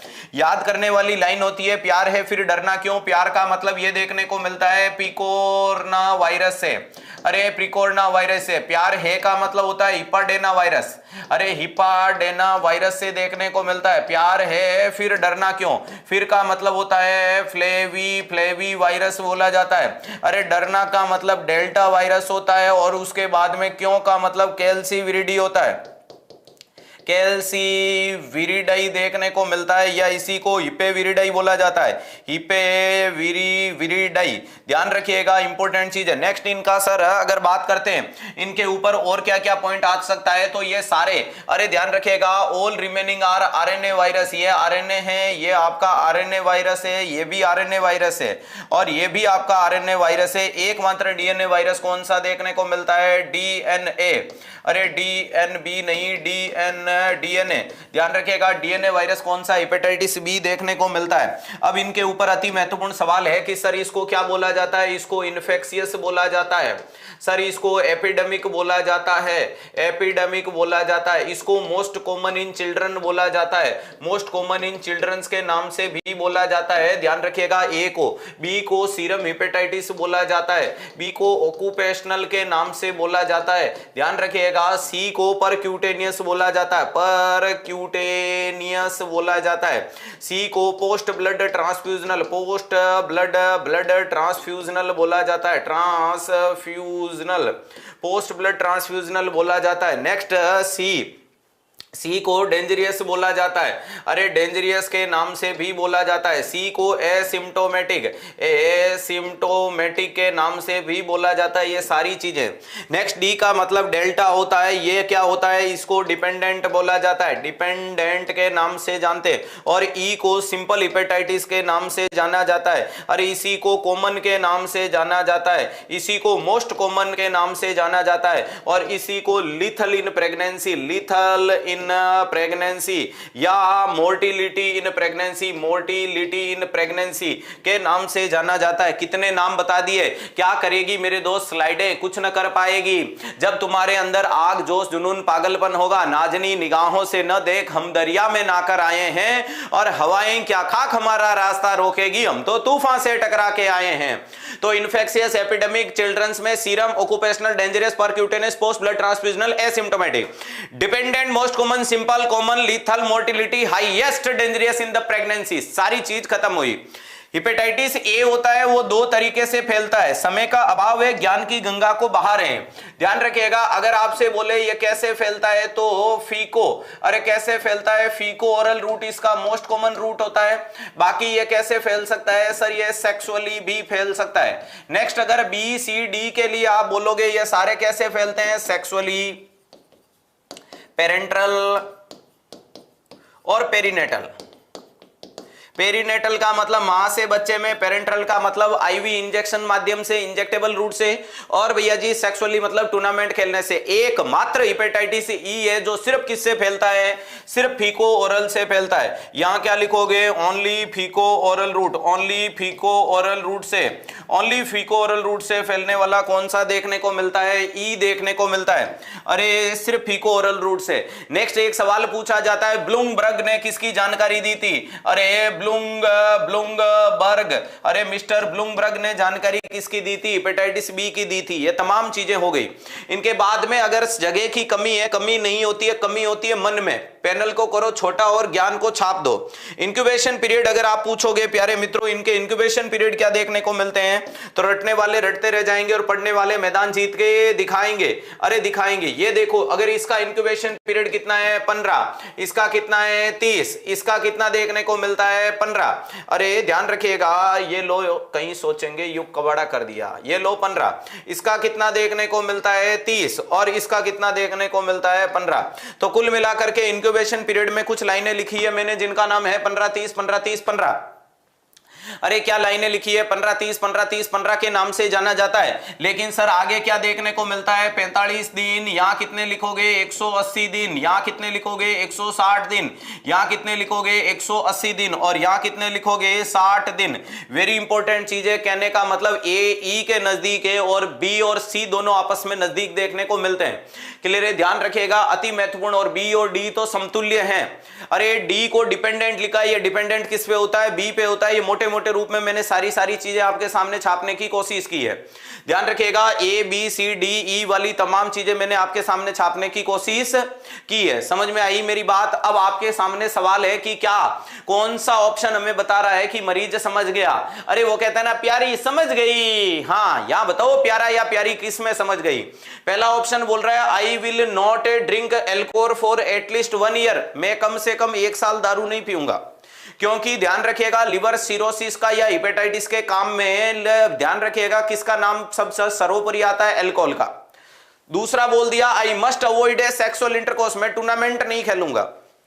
तीसरा I should be able to resume normal activity in the 1 to 2 week because hepatitis B is a chronic disease, I know I will always be jaundice. तो प्यारे दोस्तों, हेपेटाइटिस बी क्रोनिक होगा तब देखा जाएगा, लेकिन इसका मतलब यह नहीं कि मरीज जिंदगी भर जॉन्डिस में जिएगा।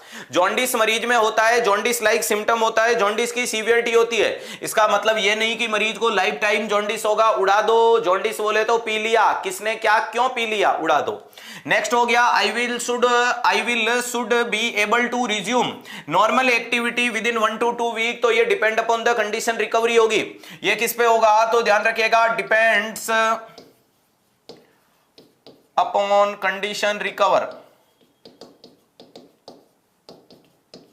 और जो देखने को मिलती है लगभग 2 से 3 वीक में, 2 से 3 वीक में होती है, न कि 1 से 2 वीक में होती है, तो उड़ा दो। दूसरा बोल दिया मैं सेक्सुअल इंटरकोर्स नहीं करूंगा, कर ले बेटा कॉन्ट्रासेप्शन पेन, जिंदगी दोबारा थोड़ी मिलेगी, हंसकर जीना दस्तूर है जिंदगी का। बस यही एक किस्सा मशहूर है जिंदगी का, बीता हुआ पल कभी लौट कर नहीं आता, यही सबसे बड़ा कसूर है जिंदगी का। और रोने का टाइम कहां है, सिर्फ मुस्कुराओ, ये दुनिया कहेगी तुम्हें दीवाना पागल आवारा, बस याद रखना ये जिंदगी ना मिलेगी दोबारा। तो इसे बोल कि कंटिन्यू मुन्ना, अरे लगे रहो मुन्ना भाई, continue but use, always use, but always use contraceptive. पूरा कैसे मना कर सकते हो जब तुम्हारे पास में ऑप्शन अवेलेबल है? तो दूसरा उड़ा दो। पहला बोल रहा है मैं कम से कम 1 साल दारू नहीं पीऊंगा, ये हुई ना बात लगा। अरे गेंद जाती हुई सीमा रेखा के पार 4 रन। जी हां प्यारे दोस्तों, राइट आंसर जाएगा ए। अरे राइट आंसर क्या देखने को मिलेगा? ए। इसी प्रकार से पूरे जोश जुनून को ऑप्शन में बनाते रखिएगा ताकि ऑप्शन को एलिमिनेट करो, सारी दुनिया एक तरफ और तेरा आंसर एक तरफ। राइट आंसर क्या चला गया? ए। मजा आया? नेक्स्ट सवाल आपके सामने, ध्यान से देखें, पहचाने, परखें और फिर जवाब दें। इस बार गलती ना करनी है मुन्ना, किसी भी हालत में, किसी भी सूरत में।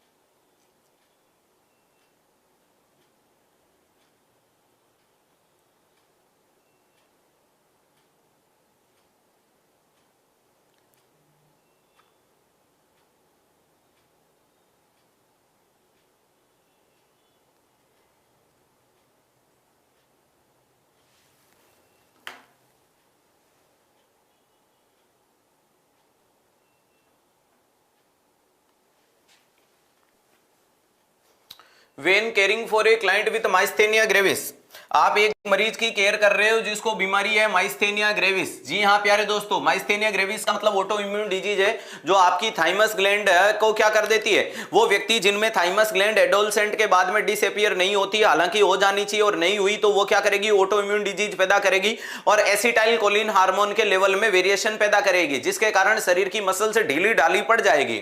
चलो ध्यान रख लेते हैं, who is receiving a anti cholinesterase drug. अरे कौन सी दवाई ले रहे हो, कोलिनर्जिक या anti cholinergic? Sir anti cholinergic दवाई ले रहे हैं। कोई बात नहीं है। The nurse must be able to discuss the cholinergic crisis, और जिसके माध्यम से अपन इस चीज को अलग करना चाहते हैं कि मरीज को कोलिनर्जी क्राइसिस है या माइस्थेनिया ग्रेविस है, चलेगा। From the myasthenia crisis, myasthenic crisis या cholinergic crisis, which of the following symptom is not present in cholinergic crisis. Cholinergic crisis में कौन सी चीज मौजूद नहीं होती है?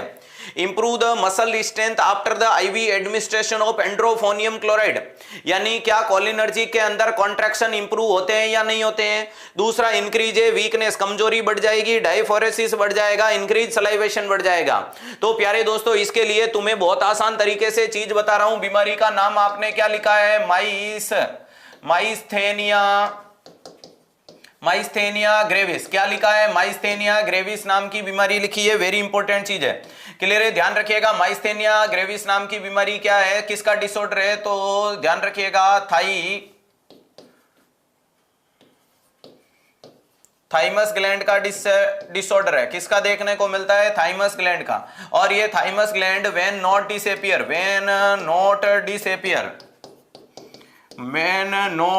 डिसएपियर, जब ये आपकी डिसएपियर नहीं होती है तो ये वाली चीज देखने को मिलती है। अगर बात करते हैं सर ये क्या करेगा? एसिटाइल कोलिन हार्मोन के खिलाफ अपना क्या करेगा? रिसेप्टर को, इसके प्यारे दोस्तों इसके जो रिसेप्टर होते हैं उनको, रिसेप्टर को क्या बना लेता है? एबनॉर्मल बना लेता है। अरे इसके रिसेप्टर को क्या बना लेता है? एबनॉर्मल बना लेता है। वेरी इंपॉर्टेंट चीज है, क्या बना लेता है? रिसेप्टर को एबनॉर्मल बना देता है। वेरी इंपॉर्टेंट चीज देखने को मिलती है, क्लियर है? ध्यान रखिएगा। नेक्स्ट, अगर इंपॉर्टेंट चीज के बाद में अगर मैं पॉइंट की तरफ बढ़ूं, इसके अंदर क्या देखने को मिलता है? तो माइस्थेनिया ग्रेविस में जब आपके शरीर में एसिटाइल कोलिन की कमी हो गई तो मरीज में क्या देखने को मिलती है? मस्कुलर वीकनेस देखने को मिलती है। क्या देखने को मिलती है? मस्कुलर वीकनेस देखने को मिलती है। अरे मरीज के अंदर क्या देखने को मिलती है? फटीग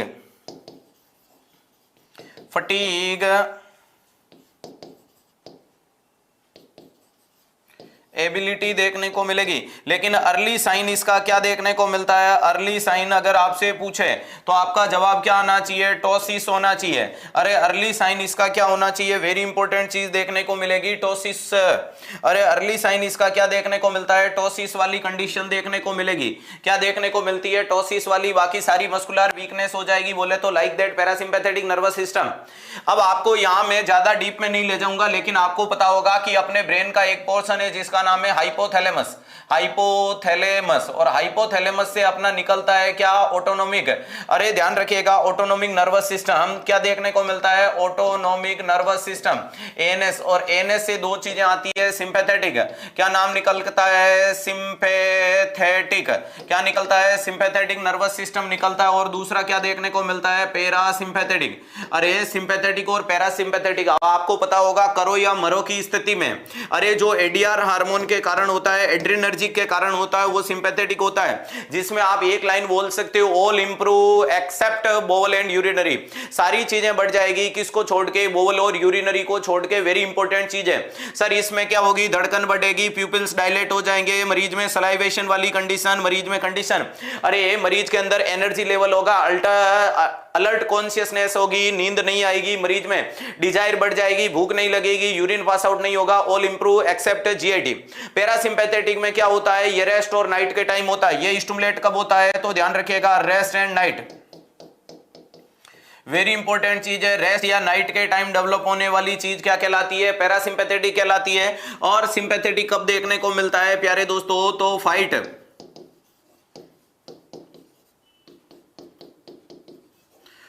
फाइट और फ्लाइट के टाइम क्या देखने को मिलती है? तो पैरासिम्पैथेटिक वाला मामला देखने को मिलता है। क्या देखने को मिलता है? पैरासिम्पैथेटिक वाला मामला देखने को मिलता है। तो ये सारी की सारी चीजें आपके दिमाग में होनी चाहिए। अब भैया जी मरीज में माइस्थेनिया ग्रेविस है या नहीं है, इसको पता करना है।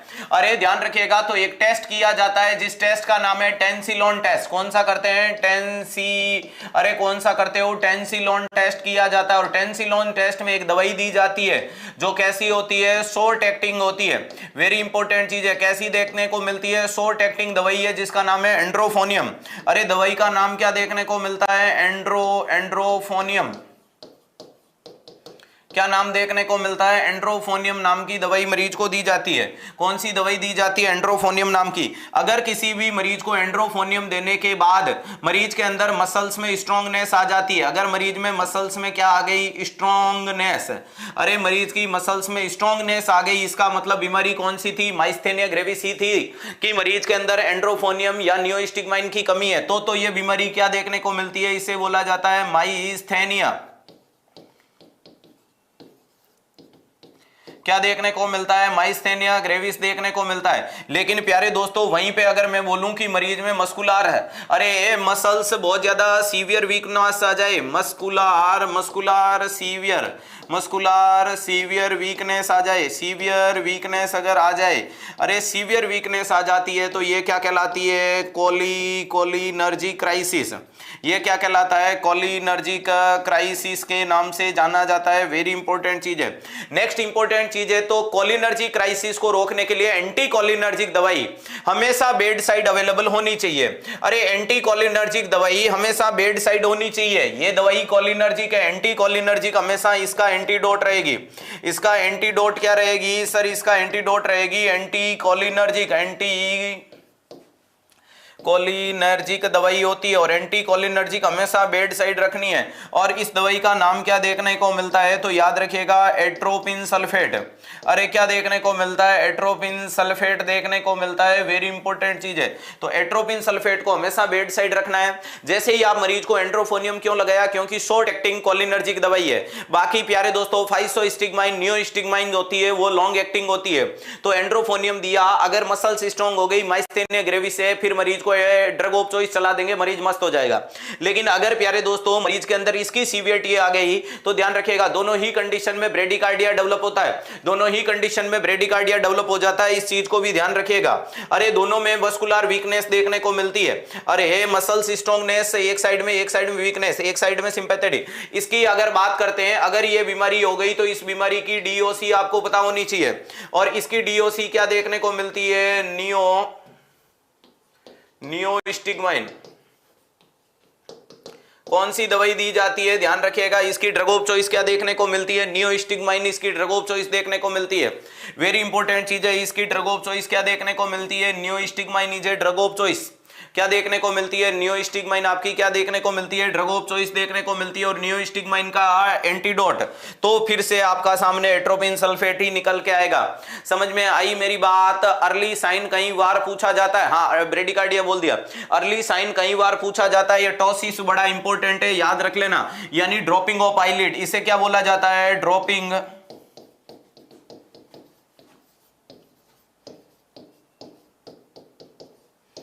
आंखों की पुतलियों का गिर जाना, अरे सॉरी, आंखों की पलकों का गिर जाना, पलकें गिरती हुई नजर आएगी।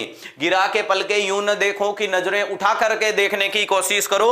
सारा रुस्तम में जहां तुम्हारे ऊपर नजरें गड़ाए बैठा है, जरा अपनी पलकों को फाड़ करके नॉरसेट की छांव को देखने की कोशिश करो। ध्यान रखिएगा, दिए गए चारों ऑप्शन में से ये बोल रहा है सलाइवेशन इंक्रीज हो गया, तो ये तो उड़ा दो, क्योंकि ये कोलिनर्जिक क्राइसिस नहीं, माइस्थेनिक। डायाफोरेसिस उड़ा दो, इंक्रीज वीकनेस नहीं, घटनी चाहिए। तो राइट आंसर जाएगा ए। अरे मुन्ना, राइट आंसर क्या जाएगा? ए। बोलो भगत और भगवान की जय। क्लियर है? सही आंसर क्या चला गया? ए। रटने वाले रटते रह जाएंगे और पढ़ने वाले मैदान जीत के दिखाएंगे। और तुम तो मेरे गूगल स्टूडेंट हो रे, जब तक तोड़ोगे नहीं तब तक छोड़ोगे कैसे? नेक्स्ट सवाल।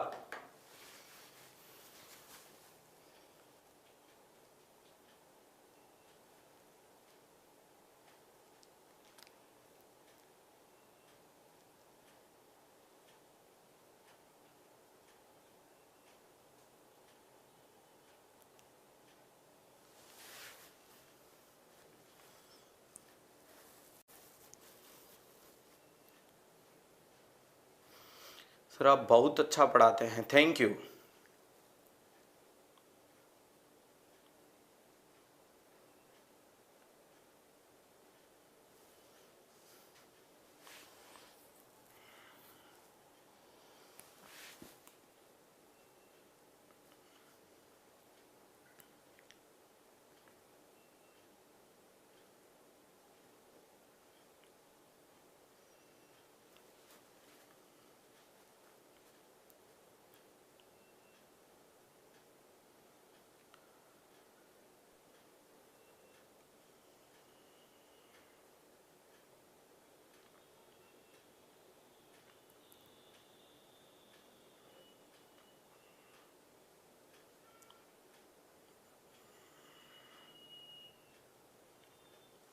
चलो क्वेश्चन पूछ रहा है आपसे कि एक client is a recovering from A abdominal surgery and has a nasogastric tube inserted. प्यारे दोस्तों, पेट का ऑपरेशन किया है, स्टोमक का, और एनजी ट्यूब लगाई है। The expected outcome be using to NG tube gastrointestinal tract. और इसका क्या आउटकम है, क्या अनुमान लगा के आपने एनजी ट्यूब लगाई है?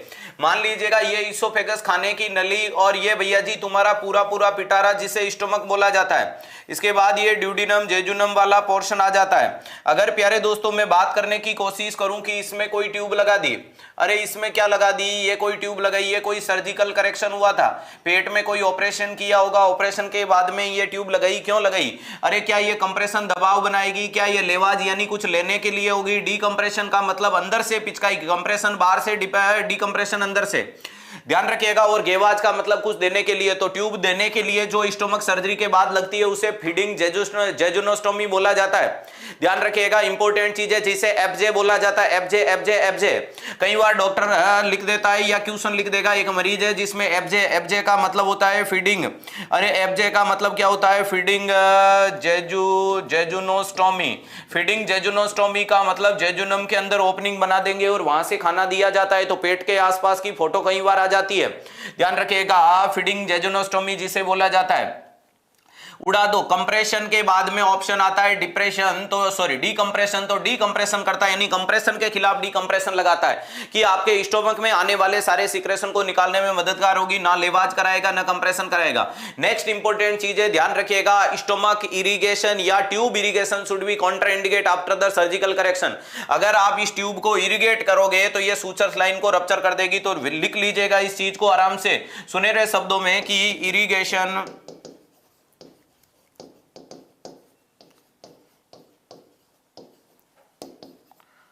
should not be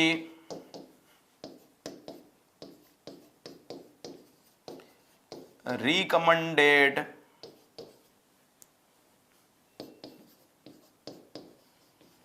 because more chance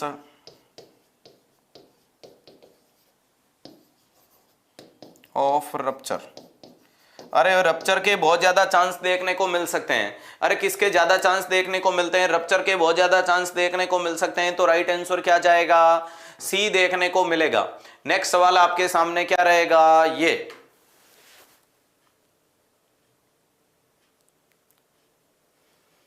हाँ, कभी भी इरिगेशन नहीं करना चाहिए।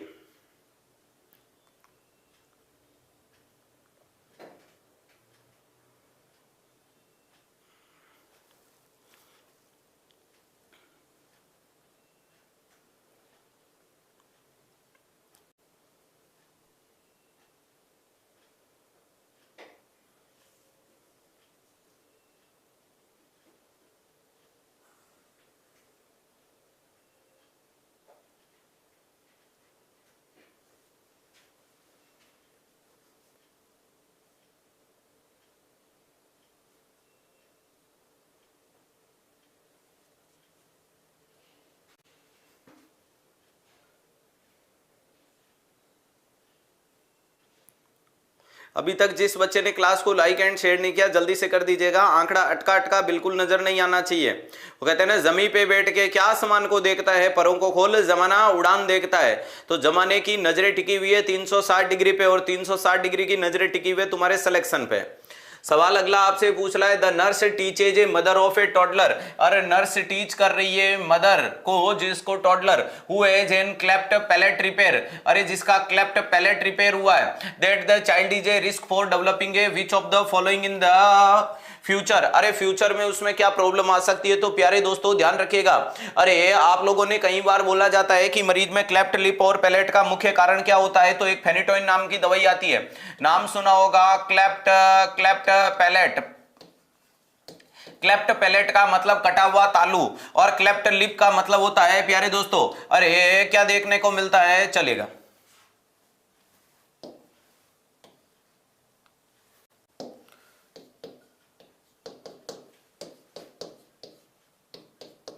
क्लेफ्ट लिप को बोला जाता है चिलियोस्काइसिस।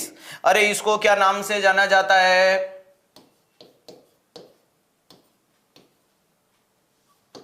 चीलियोस्काइसिस, इसको किस नाम से जाना जाता है? पैलेटोस्काइसिस। ध्यान रखिएगा, इसकी सर्जरी का नाम क्या देखने को मिलता है? इसे बोला जाता है पैलेटोप्लास्टी। पैलेटोप्लास्टी, प्लास्टी का मतलब रिपेयर कर दिया, और इसे बोला जाता है चीलियोप्लास्टी। चीलियोप्लास्टी का मतलब इसको ठीक कर दिया। अब ध्यान रखिएगा, इंपॉर्टेंट चीज क्या देखने को मिलती है? क्लेफ्ट लिप और पैलेट, कटा होठ, कटा तालू। होठ कट जाएगा उस मरीज में क्या होगा? मोर चांसेज या difficulty in the feeding, feeding करने में डिफिकल्टी होगी जब होठ कटा हुआ रहेगा। होठ कटने वाले लोगों के अंदर क्या देखने को मिलता है? तो डिफिकल्टी इन द फीडिंग। इसके अंदर आप क्या लिख सकते हो? डिफिकल्टी इन फीडिंग, क्योंकि वो ढंग से सक नहीं कर पाएगा। अरे वो क्या नहीं कर पाएगा? शकिंग नहीं कर पाएगा। जब बच्चा मां का दूध पिएगा तो शक नहीं कर पाएगा, साथ में एयर जाएगी। वहीं पे आप बोलोगे पैलेटोस्काइसिस में जब तालू फटा रहेगा, तालू फटे हुए में मोर चांस ऑफ एस्पायरेशन देखने को मिलता है। अरे इसमें क्या देखने को मिलता है? मोर चांसेज ऑफ एस्पायरेशन देखने को मिलता है। क्या देखने को मिलता है? मोर चांसेज ऑफ एस्पायरेशन वाली चीजें देखने को मिलती है। क्या देखने को मिलती है? मोर चांसेज ऑफ एस्पायरेशन जैसी चीजें देखने को मिलती है। अब आगे अपन इनके ऑपरेशन के बारे में बात करते हैं कि प्यारे दोस्तों, पोस्ट ऑप में कई बार एग्जामिनर बोल देता है कि प्यारे दोस्तों पोस्ट ऑप में कौन सी पोजीशन देनी है, पोस्ट ऑप में कौन सी पोजीशन देनी है और कौन सी कॉन्ट्राइंडिकेट रहेगी, कौन सी पोजीशन देनी है और कौन सी कॉन्ट्राइंडिकेट रहेगी। तो ध्यान रखिएगा, सबसे पहले अगर बात करते हैं कि जो आपने पैलेटोप्लास्टी की है, एक साइड में आपने चीलियोप्लास्टी की। पैलेटोप्लास्टी वाले के मरीज को हमेशा प्रोन पोजीशन में सुलाना है। अरे प्रोन पोजीशन देनी है। प्रोन पोजीशन क्यों देनी है? तो याद रखिएगा, prevent the chances of aspiration. क्या देखने को मिलेगा? Prevent the chances. अरे prevent the chances of aspiration, किसके चांसेज को प्रिवेंट करेगा? एस्पायरेशन के, कि कहीं मरीज निगल ना ले। अरे किसके चांसेज को कम करेगा? कि मरीज निगल नहीं ले। चीलियोप्लास्टी वाले में जेड ट्रैक सूचर लगाए जाते हैं। कौन से सूचर? जेड ट्रैक सूचर्स लगते हैं। तो इसको हमेशा कौन सी पोजीशन देनी है? सुपाइन। अरे क्यों? ताकि क्या देखने को मिलता है? प्रिवेंट। अरे इससे क्या होगा? Prevent the chances of rupture, prevent the chances of rupture. Sutures के रप्चर होने के चांसेज को प्रिवेंट करता हुआ नजर आएगा। वहीं पे प्यारे दोस्तों, कौन सी पोजीशन नहीं देनी चाहिए? तो इसको सुपाइन नहीं सुलाना है। इसको कैसे नहीं सुलाना है? सुपाइन, क्योंकि ये क्या कर जाएगा? एस्पायरेट कर लेगा। और इसको कैसे नहीं सुलाना है? प्रोन। प्रोन क्यों नहीं सुलाना है? क्योंकि सूचर्स क्या हो जाएंगे? रप्चर हो जाएंगे। अरे क्या हो जाएंगे? रप्चर हो जाएंगे। Z track. अब क्लेफ्ट लिप वाले बच्चे के होठों के ऊपर एक ढाबा टाइप स्ट्रक्चर लगाई जाती है। हाँ, अरे डॉम शेप स्ट्रक्चर लगाई जाती है, उसे क्या बोला जाता है? तो लोगनवो। अरे क्या बोला जाता है प्यारे दोस्तों? लोगनवो डिवाइस शुड बी यूज। अरे कौन सी डिवाइस काम में लेते हैं? वो लोगनवो, जो सूचर्स को क्या करती है? टाइडी करने में मदद करती है। तो कौन सी डिवाइस काम में लोगे? लोगन। अरे लोगनवो नाम की डिवाइस काम में लेते हो। कैसा नजर आता है लोगनवो? तो ऐसा देखने को मिलता है। वेरी इंपॉर्टेंट चीज है। अरे कैसा देखने को मिलती है? ऐसी डिवाइस जो हेडफोन की तरह नजर आ रही है आपको, दैट इज कॉल्ड लोगनवो। लोगनवो क्या करती है? उसे टाइडी बनाने में मदद करती है। नेक्स्ट, जिस बच्चे का तालू फटा रहेगा, तो प्यारे दोस्तों तालू क्या होता है? तो it is a roof of the mouth and floor of the nasal cavity. तो नाक और मुंह जब मरीज में जुड़ गया है तो साउंड के प्रोडक्शन में दिक्कत होगी, स्पीच में। तो इसके अंदर लाइफ लॉन्ग क्या देखने को मिल सकती है? स्पीच। अरे स्पीच का डिफेक्ट देखने को मिल सकता है। वेरी इंपॉर्टेंट चीज है। और दूसरा, जब मुंह नाक से जुड़ा, तो नाक कान से जुड़ा हुआ है, तो इसमें ओटाइटिस मीडिया या हीरिंग डैमेज भी देखने को मिल सकता है। ओटाइटिस मीडिया या हीरिंग डैमेज वाला मामला भी देखने को मिल सकता है। इसमें आपने सुना होगा प्री ओवुलर, पोस्ट ओवुलर और मिक्स। प्री ओवुलर का मतलब होठ, पोस्ट ओवुलर का मतलब भैया जी पैलेट, और मिक्स का मतलब दोनों देखने को मिलता है। ये चीजें भी आपने देख ली होगी। कौन सी पोजीशन क्या है, कब है, कंसेप्ट क्लियर हो गया। 3 से 6 महीने में सर्जरी करेंगे, ये 6 महीने के बाद वाली सर्जरी का कंसेप्ट देखने को मिलता है। चलेगा, ध्यान रखिएगा। क्लेफ्ट लिप, अरे क्लेफ्ट पैलेट वाले को तो हीरिंग प्रॉब्लम होगी, पुअर सेल्फ कंसेप्ट होगा, स्पीच डिफेक्ट होगा, या ये देखने को मिलेगा? तो बेस्ट जवाब चला जाएगा स्पीच में डिफेक्ट देखने को मिल सकता है, ध्यान दीजिएगा। हियरिंग प्रॉब्लम जब तक बीमारी है तब तक हो सकती है, उसके बाद का कंसेप्ट नहीं है। पुअर सेल्फ कॉन्फिडेंस, कॉन्फिडेंस में कोई गड़बड़ाहट नहीं है क्योंकि पैलेट अंदर था, क्लेफ्ट लिप वाले का कॉन्फिडेंस डाउन होता है। क्यों? Do not properly pronounce the word, pronunciation of the word में दिक्कत देखने को मिलती है। नेक्स्ट हो गया chronic sinus infection, sinus infection वगैरह ड्यूरिंग कंडीशन होता है, नॉट ए आफ्टर कंडीशन है। अरे परिस्थितियों के दौरान होता है, न कई परिस्थितियों के बाद देखने को मिलता है। हाँ, अगर बेटा ऑफिस तो टोनस पोजीशन में दोनों कंडीशन हो गई, अरे या आपको नॉर्मली बोल दे एक मरीज है जिसमें पेलेटोकाइसिस विद द चिलियोकाइसिस दोनों चल रहा है, तो कौन सी देनी है? लेटरल देनी है। चलेगा। इस मरीज के लक्षण क्या देखने को मिलता है? ड्रूलिंग ऑफ सलाइवा जैसी चीजें आएगी। नेक्स्ट सवाल आपके सामने है, ध्यान से पढ़े, पहचाने, परखे, फिर जवाब दें।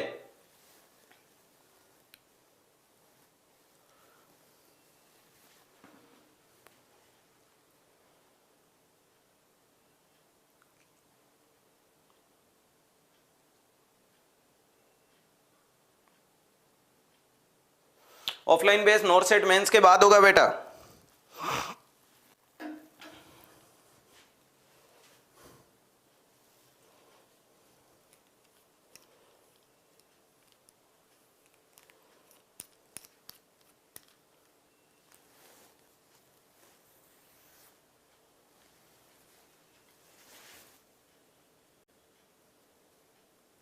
Thank you, you are the best teacher. क्या बात है, बड़ी तारीफ करते हो। यूं कभी कभी तो मुझको यूं लगता है कि आप कुछ ज्यादा ही चढ़ा रहे हो।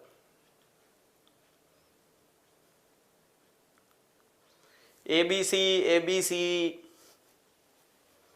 BCD,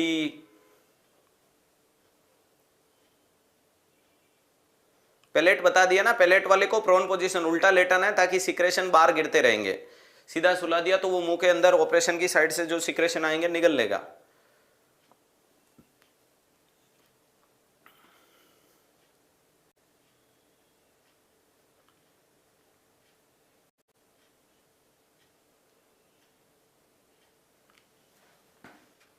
चलो सवाल पढ़ते हैं कि prior to administering a plasminogen activator, एक मरीज है जिसको प्लाज्मिनोजन एक्टिवेटर, जिसका नाम लिखा है टिश्यू प्लाज्मिनोजन एक्टिवेटर, TPA लगा रहे हो, चलेगा। To a client admitted with stroke, एक मरीज है जिसको स्ट्रोक आ गया। What do you mean by stroke? Cerebrovascular accident, यानी दिमाग को पहुंचने वाली ब्लड वेसल्स के अंदर कहीं ना कहीं या तो थक्का जम गया और या वेसल्स फट गई है जिसके कारण खून दिमाग में खून नहीं पहुंचा है, चलेगा। The nurse should be verify that the client select all of them apply. पहला is the older than 65 year, has had symptom of the stroke less than 3 hours, 3 घंटे से कम है, had a blood pressure within the normal limit, BP normal है, और does not have a active internal bleeding, और active internal bleeding नहीं है, और has not had a alcohol beverage within the last 8 hours। तो बेटा लास्ट 8 घंटे में दारू पिया या नहीं पिया ये कोई मैटर नहीं करता, बीमारी है तो इलाज करेंगे। 65 साल से बड़ा हो ये कोई जरूरी नहीं है, छोटा होगा भी तो देंगे। पहला बोल दिया 3 घंटे के अंदर अंदर है, सही बात है। अगर मरीज की कंडीशन विद इन 3 आवर्स आती है तो TPA काम करेगा, टिश्यू प्लाज्मिनोजन एक्टिवेटर। बाद में क्या करेगा? It is a thrombolytic medication, जमे हुए थ्रोम्बस को तोड़ेगी। दूसरा BP नॉर्मल है तभी काम करेगा, BP ज्यादा तेज है और ये दवाई दे दी तो वेसल्स को फाड़ देगा। नेक्स्ट हो गया कि कोई ब्लीडिंग नहीं होनी चाहिए क्योंकि ये खुद क्या करेगा? थ्रोम्बोलाइटिक है, तो राइट आंसर चला जाएगा BCD। राइट आंसर क्या चला जाएगा? BCD। बीमारी का नाम प्यारे मित्रों आप लोगों ने देखा होगा, स्ट्रोक। अरे नाम क्या देखने को मिलता है? स्ट्रोक नाम की बीमारी, जिसे अपन ने सेरिब्रोवास्कुलर एक्सीडेंट बोला है। सेरिब्रोवास्कुलर एक्सीडेंट को अपन बोल सकते हैं ब्रेन इस्चीमिया। इसी को अपन क्या नाम दे सकते हो प्यारे दोस्तों? मरीज के दिमाग को मिलने वाली ब्लड सप्लाई कम हो गई और इसे ब्रेन इस्चीमिया बोल दिया। अरे इसको किसके नाम से देख रहे हो? Brain ischaemia. Brain ischaemia 2 condition में हो सकता है। अरे 2 कंडीशन क्या क्या देखने को मिल सकती है? चलेगा, एक इसी कंडीशन को लेकर के काम चला लेता हूं मैं, ब्रेन इस्चीमिया को। ध्यान रखिएगा, एक को ब्रेन इस्चीमिया या ब्रेन इन्फाक्शन बोल दो। अरे एक कंडीशन को ब्रेन इस्चीमिया या इसी को आप क्या बोल सकते हो? ब्रेन इन्फाक्शन बोल सकते हो, इन्फ्राक्शन। ब्रेन इज इस्चीमिया या ब्रेन इन्फाक्शन बोल सकते हो। ब्रेन इन्फाक्शन का ये मोस्ट कॉमनली देखने को मिलता है, मोस्ट कॉमन यही देखने को मिलता है। और मोस्ट कॉमन ये होने का कारण क्या है कि ब्रेन की, ब्रेन को जाने वाली ब्लड सप्लाई में ब्रेन की जो ब्लड वेसल्स है, ब्रेन की जो ब्लड वेसल्स है उनमें क्या बन गया है, थ्रोम्बस बन गया। उनमें क्या बन गया, कोई किसी भी प्रकार का कोई थ्रोम्बस का फॉर्मेशन हो जाता है। उसमें किसी भी प्रकार का कोई थ्रोम्बस का फॉर्मेशन हो जाता है, that is called brain ischaemia या ब्रेन इन्फाक्शन। वहीं पे दूसरी साइड में नाम सुना होगा ब्रेन हेमरेज। दूसरी साइड में आपने प्यारे दोस्तों नाम क्या सुना होगा, ब्रेन हेमरेज। ब्रेन हेमरेज का मतलब क्या देखने को मिलती है कि यहां वेसल्स रप्चर हो गई है, ब्रेन को ब्लड सप्लाई करने वाली वेसल्स रप्चर हो गई, और रप्चर होने के कारण भी आगे खून नहीं जाएगा, रप्चर होने के कारण भी आगे खून नहीं जाएगा, और अगर थ्रोम्बस बन गया तो भी आगे खून नहीं जाएगा। ये दो कंडीशन को मैं उजागर कर देता हूं 1 सेकंड में आपके सामने, ध्यान रखिएगा। जैसे कि प्यारे दोस्तों, हाँ, ये बादलों का कुआं नहीं है जो कुएं में धकेलने की कोशिश कर रहा है, ये तुम्हारा शानदार जानदार वाला ब्रेन नजर आ रहा है। चलो इस ब्रेन के अंदर और अच्छे पोर्शन को बनाने की कोशिश करते हैं। ज्यादा डेप्थ में न जाकर के आप अपने ब्रेन के कंपार्टमेंट को खोल दीजिएगा। हाँ, ध्यान रखिएगा, उड़ा दे खोल दे परिंदा, खोल दे पिंजरा कहता है परिंदा, अभी मेरी उड़ान बाकी है, हौसलों की आग के कोशिश के तर्कस में अभी जीतने का जुनून बाकी है। ये आपके कुछ ब्रेन के मैंने पोर्शन बना दिए प्यारे दोस्तों, और इस चीज को मैं तुम्हें समझाने के लिए, मान लीजिएगा एक साइड का मामला मैं इस प्रकार से कर रहा हूं, ध्यान से देखिएगा, और दूसरे साइड वाला मामला ये कर रहा हूं। अब आपके इस दिमाग को मैं समझाने के लिए आपके पास में 2 वेसल्स भी भेज रहा हूं। इसको भेजने के लिए मैं आपके सामने 2 वेसल्स भी भेज रहा हूं, अलग अलग कंपार्टमेंट को समझाने के लिए। क्लियर है, ध्यान रखिएगा। अभी इन दोनों वेसल्स के अंदर मामला भी मैं कुछ अलग अलग करने वाला हूं, ध्यान रखिएगा। इसके अंदर मान लीजिएगा मैंने ये कोई थ्रोम्बस जैसी चीज बना दूंगा, और इस वेसल्स को मैं तोड़ दूंगा, फोड़ दूंगा, मरोड़ दूंगा। ध्यान रखिएगा, जिससे क्या देखने को मिलती है, ये खून की बूंदें बाहर की तरफ निकाल के दिखाएंगे। अब ध्यान से इस डायग्रामेटिक को देखने की कोशिश कीजिएगा। मान लीजिएगा ये एक पोर्शन आपके दिमाग का कुछ ऐसा पड़ गया है, चलेगा। दूसरे पोर्शन को मैं आपको समझाने के लिए हरा बना रहा हूं, बाकी तो ब्लू ही होगा, क्योंकि जब ऑक्सीजन नहीं मिलती है तो वहां साइनोसिस वाला पोर्शन नजर आता है। समझने के लिए एक साइड में आपके सामने में एक ही दिमाग के 2 गोले बना के चीज को समझा रहा हूं। अब ध्यान रखिएगा, अगर आपसे बोल दिया जाए प्यारे मित्रों, आपसे बोल दिया जाए कि ये मरीज के अंदर एक वेसल से जिसमें ये थ्रोम्बस बन गया, अब ये सारी वेसल्स है क्या सर? प्यारे मित्र, ये आपकी वेसल्स नजर आ रही है क्या? हाँ, वेसल्स ही नजर आ रही है। चलो, ये वेसल्स है तो वेसल्स में तो खून बहता है, तो ये खून आपका, यहां खून बह रहा है, लेकिन आगे के पार्ट को खून की कुछ ही बूंदें जा रही है। आगे के पोर्शन के अंदर अगर अपन बात करेंगे प्यारे दोस्तों, कुछ ही खून के पोर्शन को बूंदें मिल रही है, और जिन जिन को मिल रही है वो तो क्या कर रहे हैं, चलेगा, जिन जिन को मिल रहे हैं वो तो क्या कर रहे हैं, पूरे खुशी के मारे नाच रहे हैं, पूरे खुशी के मारे नाच रहे हैं, और बाकी के यूं ही मामला चल रहा है। ये देखो, सिर्फ 3 बूंद मैंने खून की पहुंचाई, ये वाला क्या कहलाता है, तो that is called thrombus.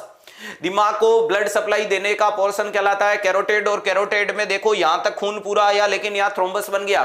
Thrombus बन गया तो आगे कुछ ही बूंदे गई और कुछ ही बूंदे गई, तो बाकी लगभग आपका नेक्रोटाइज हो गया ब्रेन का पोर्शन। चलो, इधर वाला मामला क्या देखने को मिलता है, सेम चीज को वापस से खोलने की कोशिश करते हैं, सेम चीज को वापस से खोलने की कोशिश करते हैं। प्यारे दोस्तों, ध्यान से देखने की कोशिश कीजिएगा कि ये आपकी, मान लीजिएगा कोई वेसल्स नजर आ रही है, ये आपकी कोई वेसल्स नजर आ रही है, तो यहां तक तो फुल खून पहुंचा, हाँ सर। उसके बाद प्रेशर ज्यादा होने के कारण वेसल्स फट गई। ध्यान रखिएगा, इंपॉर्टेंट चीज के, यहां पर क्या हो गई, वेसल्स फट गई, और वेसल्स फट गई तो ये खून की बूंदें कहां आ गई, सारी की सारी। ये सर खून तो, चलो चलो चलो, कुछ ज्यादा खून बाहर आ गया। चलो ध्यान रखिएगा, अगर वेसल्स फट जाने के कारण यहां क्या देखने को मिल रहा है, खून की बूंदें। ये आपकी खून की बूंदें आपको कहां देखने को मिल रही है, तो ये सर खून की बूंदें तो हमें बाहर नजर आ रही है। ये खून की बूंदें हमें कहां गिरती हुई नजर आ रही है, यहीं पे नजर आ रही है। तो क्या आगे वाले पोर्शन को जितना ब्लड पहुंचना चाहिए उतना पहुंच पा रहा है? नहीं पहुंच पा रहा है सर। कुछ ही पोर्शन को 2-4 बूंदें खून की पहुंचती हुई नजर आ रही है, बाकी नहीं पहुंच रही है। और जहां नहीं पहुंचेगी वहां मरीज की कंडीशन में क्या डेवलप हो जाएगा सर, ये हो जाता है हेमरेजिक स्ट्रोक, जिसे बोला जाता है। ठीक है, 2 प्रकार के स्ट्रोक मैंने आपके सामने पूरे डायग्राम के तहत बना दिए। इधर बन गया थ्रोम्बस और उधर बन गई वेसल्स फट गई। इधर आपकी वेसल्स पूरी फट चुकी, ये वेरी इंपॉर्टेंट चीज है। तो इस साइड में तो आप क्या लिख सकते हो, थ्रोम्बस। ये रहा आपका थ्रोम्बस नजर आ रहा होगा। तो ये आपका कौन सा देखने को मिलता है, तो इस्चेमिक इन्फाक्शन जिसे बोला जाता है। और इस साइड में आपका क्या देखने को मिलती है, तो ध्यान रखिएगा वेसल्स रप्चर हो गई है, वेसल्स क्या हो गई, रप्चर देखने को मिल रही है, वेरी इंपॉर्टेंट चीज है। अरे इसमें क्या देखने को मिल रही है, वेसल्स रप्चर हो गई, तो इधर थ्रोम्बस इधर रप्चर। अब इस मरीज के अंदर वेरी इंपॉर्टेंट चीज है, कौन सी पोजीशन देनी चाहिए, तो हाई फोलस। अगर यहीं इस डायग्राम को ले लीजिएगा ताकि जीने की कोशिश कीजिएगा प्यारे दोस्तों। अगर मैं आपसे बोलूं कि इस मरीज को कौन सी पोजीशन देनी चाहिए, इस मरीज को कौन सी पोजीशन देनी चाहिए इन्फॉक्शन में, तो आपका जवाब आएगा हाई फोलस। कौन सी देनी है, हाई फोलस देनी है, ध्यान रखिएगा। वहीं पे इस मरीज को कौन सी पोजीशन देनी है, तो याद रखिएगा इसको फ्लैट पोजीशन या सुपाइन पोजीशन देनी है। अरे कौन सी देनी है, फ्लैट, सुपाइन या हेड को डाउन कर सकते हो, अप बिल्कुल मत करना क्योंकि पहले से थ्रोम्बस है इन्फॉक्शन। इस मरीज को कौन सी दवाई देनी है, तो लिख लीजिएगा थ्रोम्बोलाइटिक। कौन सी दोगे, थ्रोम्बोलाइटिक मेडिकेशन दी जाती है जिसका मतलब streptokinase, urokinase, tissue plasminogen activator. और उसके साथ में always assess the sign of bleeding, bleeding के साइन असेसमेंट जरूर करने। और इस मरीज में कौन सी है, अरे इस मरीज को क्या करेंगे सर, इसके अंदर सर्जिकल करेक्शन करके लाइगेशन करने की कोशिश करेंगे। अरे इसमें कूलिंग वगैरह, कोइलिंग वगैरह नाम के प्रोसीजर होते हैं, लाइगेशन करेंगे। इस मरीज में कौन सी दवाई कॉन्ट्राइंडिकेट होती है, तो लिख लीजिएगा थ्रोम्बोलाइटिक। इस मरीज को थ्रोम्बोलाइटिक नाम की मेडिसिन कॉन्ट्राइंडिकेट होती है, वेरी इंपॉर्टेंट चीज है। गलती से भी गलती मत कीजिएगा, फिर गलती सुधारने का कभी मौका नहीं मिलेगा, और जब मौका नहीं मिलेगा तो जिंदगी में कभी चौका नहीं लग पाएगा। तो ध्यान रखिएगा इसमें थ्रोम्बोलाइटिक कॉन्ट्राइंडिकेट है, इसमें थ्रोम्बोलाइटिक देनी है। ये सारी चीजें देखने को मिलती है। उसके बाद मरीज जैसे जैसे कंडीशन में इंप्रूवमेंट आएगा और ये कंडीशन रिजोल्व हो जाएगी, और ज्यादा है तो थ्रोम्बस को रिमूव करने की कोशिश करोगे कि पाएगे थ्रोम्बस को रिमूव कर दें। नेक्स्ट इस मरीज में आईसीपी वाले सारे सिम्टम देखने को मिलेंगे, मेनिटोल वगैरह देंगे, प्रेशर दिमाग का कम करेंगे, मरीज की कंडीशन को मेंटेन करेंगे, हाइजीन मेंटेन करेंगे, न्यूट्रिशन, एनवायरमेंटल कूल काम एनवायरमेंट देंगे। मरीज को साइकोलॉजिकल सपोर्ट देने की करेंगे, साइकोलॉजिकल साइकोथेरेपिकल कंडीशन से मरीज को इंप्रूव करने की कोशिश करेंगे। आफ्टर द रिकवरी मरीज के लिए आता है कि सपोर्ट, तो अगर वो छड़ी लेता है तो स्ट्रॉन्ग साइड में देनी है। और प्यारे दोस्तों अगर वो क्या काम में लेता है भैया जी, अरे छड़ी बोले तो केन, और दूसरा अगर आपका सपोर्ट, दो प्रकार के लोगों का सपोर्ट मिलेगा इस मरीज के अंदर। वॉकिंग के लिए अगर आपसे बोल दिया जाए इसको वॉकिंग के लिए क्या देना है, सपोर्ट देना है।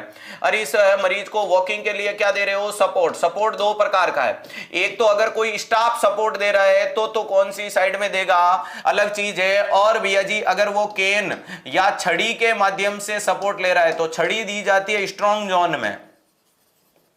छड़ी कौन से जोन में देनी है, ध्यान रखिएगा, कौन से जोन में दोगे, कौन से जोन में देंगे, स्ट्रॉन्ग जोन में है। और स्टाफ कहां रहता है, तो वीक जोन में रहता है, वेरी इंपॉर्टेंट चीज है। अरे स्टाफ कहां रहेगा, वीक जोन में। कहने का मतलब आप भैया जी सेरिब्रो इन्फॉक्शन वाले मरीज को अरे आप चलाने की कोशिश करो, अगर staff nursing officer should be hold the patient. जैसे कि राइट हैंड साइड अगर उसकी वीक है तो राइट साइड को नर्सिंग ऑफिसर पकड़ेगा, क्योंकि सॉरी राइट कमजोर है तो राइट स्टाफ पकड़ेगा, लेफ्ट तो अपने आप कमजोर नहीं है तो लेफ्ट को तो वो खुद क्वेरी कर लेता है, समझ में आ गई। लेकिन अगर छड़ी से चलना सिखा रहे हो तो छड़ी कमजोर हाथ में नहीं देनी है। कई लोग बोलते हैं आपका लेफ्ट कमजोर है, ऐसे करो आप लेफ्ट में छड़ी ले लो, कमजोर है उसमें तो छड़ी लेके पड़ेगा, तो कहां लो, राइट में। जो स्ट्रॉन्ग जोन होता है उसको और स्ट्रॉन्ग बनाया जाता है और ये बॉडी के बैलेंस को बनाएगा। तो ध्यान रखिएगा जब आप स्वतः काम में लेंगे तो स्ट्रॉन्ग जोन में जाएं, जब मदद करने वाला आए तो कमजोरी में जाए। क्लियर है, ध्यान रखिएगा ये सारी की सारी चीजें आपके दिमाग में होनी चाहिए, कौन सी कंडीशन कहां देनी है, किस प्रकार से देनी है, समझ में आई। ऐसा कोई बंदा जिसके दिमाग में कोई डाउट पनप रहा है, नहीं स्ट्रेप्टोकाइनेज का एंटीडोट ध्यान रखिएगा एमाइनो कैप्रोइक एसिड। ध्यान रखिएगा अगर आपसे बोल दिया जाए कि स्ट्रेप्टोकाइनेज का एंटीडोट क्या देखने को मिलता है, स्ट्रेप्टोकाइनेज का एंटीडोट क्या देखने को मिलता है, तो आपका जवाब क्या देखने को मिलना चाहिए, एमाइनो कैप्रोइक एसिड। ध्यान रखिएगा क्या देखने को मिलता है, एमाइनो कैप्रोइक एसिड वाला मामला देखने को मिलता है, वेरी इंपॉर्टेंट चीज है। तो सारी की सारी दवाइयां समझ में आ गई, कौन सी कैसे देनी है, क्या कंडीशन है, कहां डेवलप होता है, क्यों होता है। तो अति महत्वपूर्ण सवाल का अति महत्वपूर्ण उत्तर तरीके से क्या चला गया, BCD। जिन बच्चों ने ये दिया उन सबका सही है और जिन्होंने गलती से भी ये ना किया उनका सही नहीं है। क्लियर है, राइट आंसर क्या चला गया, तो मुन्ना ध्यान रखिएगा ये वाला राइट आंसर क्या चला गया, BCD। क्लियर है, यहीं पे आज के दिन के समय की सीमाएं हो चुकी है समाप्त प्यारे मित्रों, और अपने सेशन को देते हैं विराम। कल फिर मिलेंगे पूरे जोश जुनून पागलपन के साथ। उम्मीद नहीं पूर्ण विश्वास है कि आज का सेशन बहुत अच्छे से एंजॉय किया होगा। अगर लगा आज का सेशन कंसेप्ट लॉजिक से भरपूर तो क्लास के लिए बढ़िया कमेंट छोड़िएगा, जो हमारे जोश जुनून को बढ़ाएगा और आगामी आने वाले सत्र में और मजबूती देगा। अपने माता पिता के बारे में सोचना है, खुद के सपनों के बारे में सोचना है, और जैसे जैसे एग्जाम नजदीक आता है वैसे वैसे कॉन्फिडेंस के साथ में खुद को तैयार करना है। क्योंकि ध्यान रखिएगा, तुम कर सकते हो, तुम दुनिया में यूनिक हो, घबराने वालों में से नहीं हो, तुम संघर्ष करके मेहनत करने वाले में से हो। कुछ घबरा के बेखर जाएंगे और तुम मेहनत करके निखर जाना। बस खुद से वादा, मेहनत ज्यादा, मजबूत इरादा, जो अभी तक सीखा है वो दुनिया का सर्वश्रेष्ठ है। एक लाइन में बोलता हूं कि जितना तुम्हें आता है तुमसे ज्यादा किसी को नहीं आता, और जो तुम्हें नहीं आता वो पूरे विश्व में किसी को नहीं आता। ये मान के आपको तैयारी करनी है और चिंता नहीं करनी है। जिन लोगों ने तुमसे कहा था कि तुमसे न हो पाएगा, उन्हीं को करके दिखाना है, और उनको बोल दीजिएगा कि कुछ देर की खामोशी है, फिर शोर आएगा, और तुम्हारा तो वक्त आया था, हमारा दौर आएगा, और वो दौर जल्द आने वाला है। तो हंसते मुस्कुराते रहे, पढ़ते रहे, मस्त रहे, बने रहे उत्कर्ष परिवार के साथ, और कर दिखाएगा कुछ ऐसा कि दुनिया करना चाहे आपके जैसा। Thank you so much.